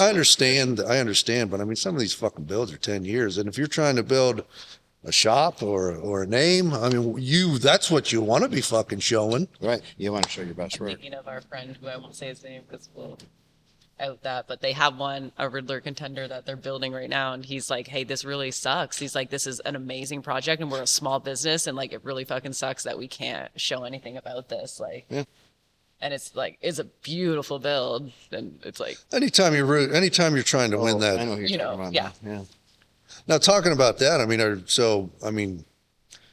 you guys trying to get to that sooner or later, or I mean? I think that just happens when it happens. Right. Yeah. It's not something you can push, right? Yeah, I think right now we're just pushing, like, we've been here a year and a half. We've just grown to 9 like about a year ago. So right now it's all just about like 9 meaning people. Yeah, 9 people. Like just getting like our process and everything down, right? Like I feel like this one's hard for me because I'm generally more ambitious, but you can't rush to get to that goal if your foundation is shaky, right? So it's like getting everything from the foundation locked in first. So like the processes, our systems, like all of the boring basic stuff you need. I think that's like really what we're focusing on now. And then everything just kind of falls into place, I think, once you get that. I don't know if you guys were trying to do like hot rod of the year or truck of the year or fucking some stuff like that. Cause I know I work for some people and then they were like, that's what we're doing right now. Yeah. Like I have a specific goal in mind. We're shooting for the hot rod of the year. We're shooting whatever. Yeah. I think, sorry to interrupt you.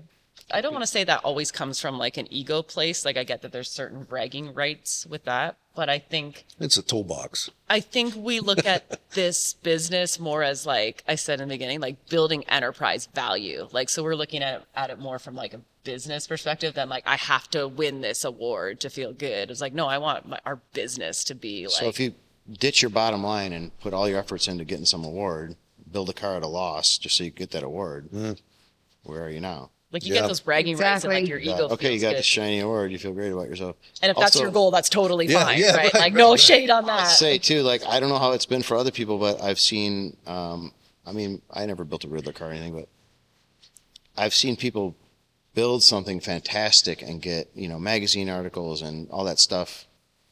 But it's not like tomorrow somebody walks in their shop and says, I want you to build me one of those. Those customers are few and far between, right? It's not like all of a sudden because you built a grade 8 car that your shop's just gonna be full with that work next week. Like you've made it now, and that's what you do exclusively now because you've did that one car. Like the world doesn't work that way. So Yeah. I don't Like, think what's you put the that on a market? pedestal, right? And you kill yourself to get it, and then when you get it, it's like, well, Yeah. that was your pinnacle achievement, and then that's it, So I don't know. I've never really worried about that. Worrying more about satisfying what's on the floor right now, doing the very best I can do with what we've got in front of us. It's just building your name. And that will occur naturally, right? We've certainly had clients who had the budget to do something like that, but they didn't have the vision to do that. Yeah.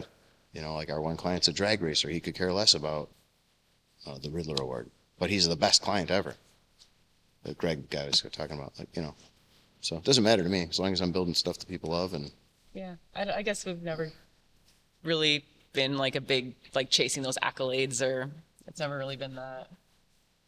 It's not it's not all it's cracked up to be. Yeah, right. It's fun for us. Like doing Detroit Autorama is fun because that's our community, right? This is our home base, Yeah. and I feel like we try to put out so much stuff on social, and it's nice when you can actually be physically present, right? And like talk to people who say like, "Hey, I see your guys' videos." Like it's cool to have that face-to-face interaction with people, but yeah, mostly it's just chasing the business goal. Like how big can we make this 15 to business? 20 Like, happy clients, not just one chasing a prestigious ridiculous award. thing. Like, You've always got all there's always this. sacrifices, right? When you do Yes. an endeavor like that, there Yeah. are things that will go to by the wayside because Right. it's. I mean, I give those guys all the credit. Like to build a car like that is It's fucking intense. crazy. It's You intense. might as well cancel the rest of your life for the next year. Yeah. So and your other clients, yeah. all that. So like, I don't know if I really want to go there. Right, in like this- where's the market, right? Like what's the market? Yeah. Yeah, Where's, what do like, you your what bread do you and butter? have after if you said it? I only build Ridler cars, like how many clients would you have? fucking You know, the one I'm building for right now. pigeonholing Yeah. yourself there. Yeah. So Yeah. So yeah, I mean, Like we'll drive and I'll see like a Lexus dealership. I'm like, one day we're gonna have like a dealership, right? Yeah, she like wants we'll to buy buy a this big building. dealership We'll have building. like MCM like Yeah. HQ or something, right? And yeah. I mean, it'd be fucking awesome to have like the full glass getup. Yeah, and a showroom. yeah, Oh we'll my show God, you. yeah. Like one Who day, doesn't we'll want be that? there. You know, not just to have, you know. So she dreams big. It's just not about that particular thing. Right. Big dreams. Right. Kind of in a Yeah. different direction. I feel like we've always said we want to do a car for SEMA. Like something like that would be cool, just Yeah. because there's so many cool people there, right? It'd be like, hey, we built this car. It's a networking But thing. like, I don't know. Yeah, there's the awards have never really meant much. I guess the awards will come. Like if you guys decide to go to the shows and fucking take what you're doing. Yeah. You know, I mean, there's Especially the quality of work section. coming out of here. I think is it's fucking right up there. Yep. Customer smile at the end is the reward Yeah, enough. the guy giving you money is smiling at the end. That's definitely Or a big, just, like- big award. The referrals of people that will call from like a different state and say, hey, I like follow you guys on Facebook or Right. I saw your Facebook post like about this, and they, you know, the feedback you get from just your content, that's your everyday life. Like that's cool for me. It's like the stuff that we're just organically doing is reaching people. And, You know what I love too is that like, all these cars are going to outlive us. yeah. Yeah. You know, that I know it sounds kind of cheesy, but like I'll be long gone and somebody will be enjoying this nice car that we built and give that whole car like a new like lease on life, right? The car's 60 years old. It's a rusty piece of crap. When we fix it, it's going to last another 60, 70. Probably more. Who knows more? Yeah. Nobody's going to drive them in the rain. I always tell people, your grandkids are going to be enjoying these cars. When you're thinking about that budget that you just, blew the budget on, this is like a forever investment. Yeah. Like if you choose not to sell the car, it will be around and be enjoyable for a long time to come. So like, well past our existence on this planet, I'm sure these things will still be rolling around, Yeah. So That's pretty cool. kind of cool. Well, I guess the only other question I have or whatever is how can people, if they haven't figured it the fuck out now, how can people find you guys? You know, like the website, obviously. Yep, you can find us motorcitymetalcraft.com. That's all of our socials. So the TikTok, the Instagram, the Motor Facebook City is Metal. Motor City Pretty much just Metalcraft. Google it. Yeah, just Google us. You'll find us. Come join our community. Heck yeah. Our shenanigans. So we have, I think tons and tons of followers who maybe would never be a customer. They just love seeing what we do Yeah. and enjoying and following along and stuff. And we love that too. And Yeah. like you said, most of your people are like DIY guys that need help. Not everybody can be a client. You never know, though. I feel like social media is such a powerful way of growing your business. And it's Like, free. It's free. It's like fucking all you have to put free. in is the effort. Like, It's crazy. Like the internet, the guy who, they say they did it to, empower everybody. Yeah, And fucking It's- heaven it's a forbid, bit of an social media is equalizer. right there. I mean, it's crazy. I know. It's not just about politics and people being assholes, No, put your blinders onto that. Yeah. Look at the car Try stuff. so hard not to engage in that stuff. Yeah. It's a rabbit hole, and he's like, you won't change people's minds, right? So Uh-huh. So yeah, where can they find you, Dan? On social media. Yeah. mostly just at Motor City. What's my Facebook is Dan Fournier Fab, I think. Yeah. Oh, you do have a Facebook page. Yeah. Your It's just Facebook? like personal No, stuff. Right. Facebook is just Dan Fournier, and then your Instagram is Dan Fournier Fab. There you go. Nice. See, just ask her. And your LinkedIn page that I made for you is Daniel Fournier. Okay. Yeah. Mostly you'll see his videos on the Motor City Metalcraft page. Yeah. Filming the videos my wife tells me to. Yeah. This is what you told me to do for this weekend. Yeah. Next weekend maybe we'll do a video. You can still do one Sunday. Or is this too much? This has been too much media? No, it's fine. All right. Well, hopefully you guys had a good time with it. No, it's It fine. was fun. Yeah. I said to Dan, like, I think this is just a really cool thing to share. Like, so much info on your dad, too. Like, that's always cool stories. Yeah. So. I feel like it's nice to come in and like we can talk about all the cars in the world. We can show video of fucking cars, but it's like Yeah. don't get me wrong, the work's fucking fantastic. Kind of bores me when somebody wants to come in and talk about VIN codes and Yeah. options and Right. Yeah. this car had a blah blah blah blah blah blah blah blah with a gray interior. And I'm like, okay, cool. I feel like these stories need to be shared. I mean, as far as inspiration goes, you wouldn't believe the amount of people that reach out and they're just like, I listened to this episode, or they comment on it and they're like, this guy's fucking awesome, or I watch his stuff, and That's cool. Yeah. yeah. I mean, the move, the headers, the 427, the 100, it's The being all- expelled from Canada shit. Yeah, that's a good word. Yeah. Yeah. Well, yeah, bringing like the human side to Yeah. it, right? Yeah, Like you're right. sharing people's stories. I was just and going to say the cliche of just keeping it real, like being, like, we're just human beings. Like, Right. you don't really see that on social, right? You see like the highlights and, Yeah. and everything, but you don't really know the stories. So I think that's really awesome what you guys Yeah. are doing. yeah, I appreciate it. I appreciate you guys letting us come in and harass you. You know, it's been fun. on cleanup Saturday. yeah, on a clean up Saturday. We're happy to Happy do it. Father's Day. Yeah. Thank you. Oh, happy birthday. Oh, thanks. Oh, yes. Yeah, totally Happy forgot. belated birthday. Yeah. Yeah. Going out for steak dinner tonight. Oh, hot Both damn. just had birthdays, so we're Yeah, doing yours is June Oh, dinner 4th. out tonight. No shit. Where you guys Happy go? Where birthday to you you guys as go well. for steak around here? Morton's. Shout out to Morton's. Remember how we were talking about how our crew is awesome? Huh? Our crew gave us a gift card for Morton's Steakhouse. That's awesome. And Morton's Steakhouse sounds like it's It's expensive. pretty nice. So, yeah, I mean, we could probably afford to go out to dinner on our own. We probably don't need that, but that was like so heartfelt that Yeah. for Christmas, we did a little Christmas gathering Yeah. crew and stuff, and they chipped in and got us that. And like, we're so damn busy, we haven't used it. I know since- they've been like, have you guys June. used Haven't the gift it yet. card? It's So, like, we're going to go to Morton's. Yeah. so shout out to the MCM team for our steak dinner. Guys. Yeah. Okay. Oh, yes. Well, fuck. But so what do you guys do outside of this? I mean, I guess you guys are going steak dinners. I mean, do you guys do That's anything? a funny Do question. you have time? You guys foodies or anything? You guys cook a lot? Yeah, stuff we like like to that? cook. We're definitely foodies, and we like nature, so we go for walks in the woods and I Yeah, like outdoor dogs. exploring. And dogs. biking stuff. We love dogs. I mean, basically, the shop takes up all of our free time because we enjoy it. So Yeah. a lot of times, clients are like, "Oh, really sorry to make you come here on a Sunday," and I'm going like, "What else would I be doing? Sitting on my couch is no fun. Yeah. This is great. Look at what I've got. Why would I not want to be here?"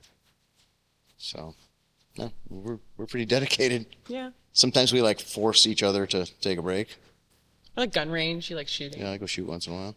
Make them go. That's always a plus. Stress reliever. Fuck yeah. Don't piss him off. How do you? So you shoot? I mean, you grow up hunting and shit like that or anything? Yeah, I didn't. My dad wasn't a hunter, but I did some hunting when I was younger, and like my grandfather and my uncle liked that stuff, and just had a little like handgun collection kind of thing going on. Like I said, it's a good stress reliever. Like machinery, right? Like cars and machines and their tools and Yeah. guns are fun. Try Like I to said. like force each other to have like hobbies and stuff. Not work. Yeah, just find something other than a car to do. Yeah. It's a challenge. Yeah. I mean, it's hard to find something. It's just as fucking cool, I know. you know. I mean, the fact that you can go from sewing to paint to shaping metal to just the whole entire concept, you know, the engineering aspect of it to make it sit the way it's supposed to and everything, you know. Yeah.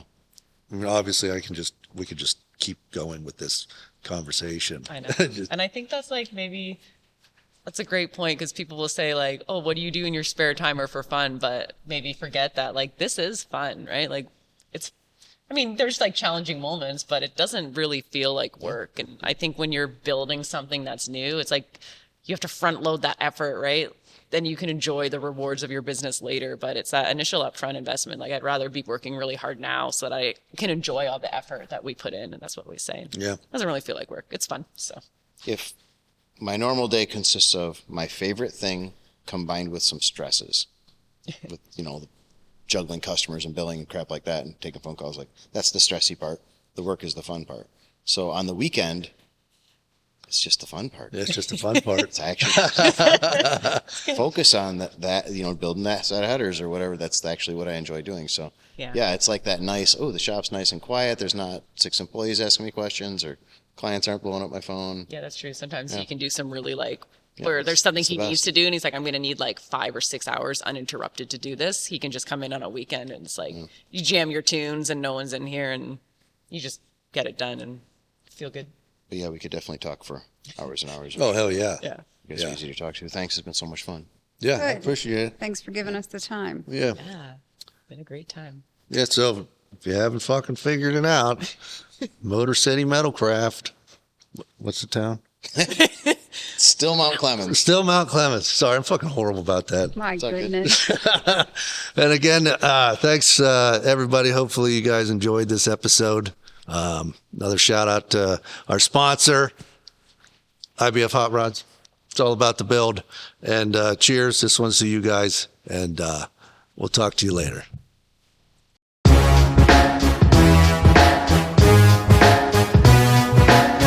You've been listening to It's All About the Build podcast. Big thanks to IBF Hot Rods for making it happen. Don't forget to hit that subscribe button on YouTube, leave a comment, and rate the show. And follow us on Facebook, TikTok, and Instagram for the money, for the glory, and for the fun. And as always, pinkies out. Thank you all for listening.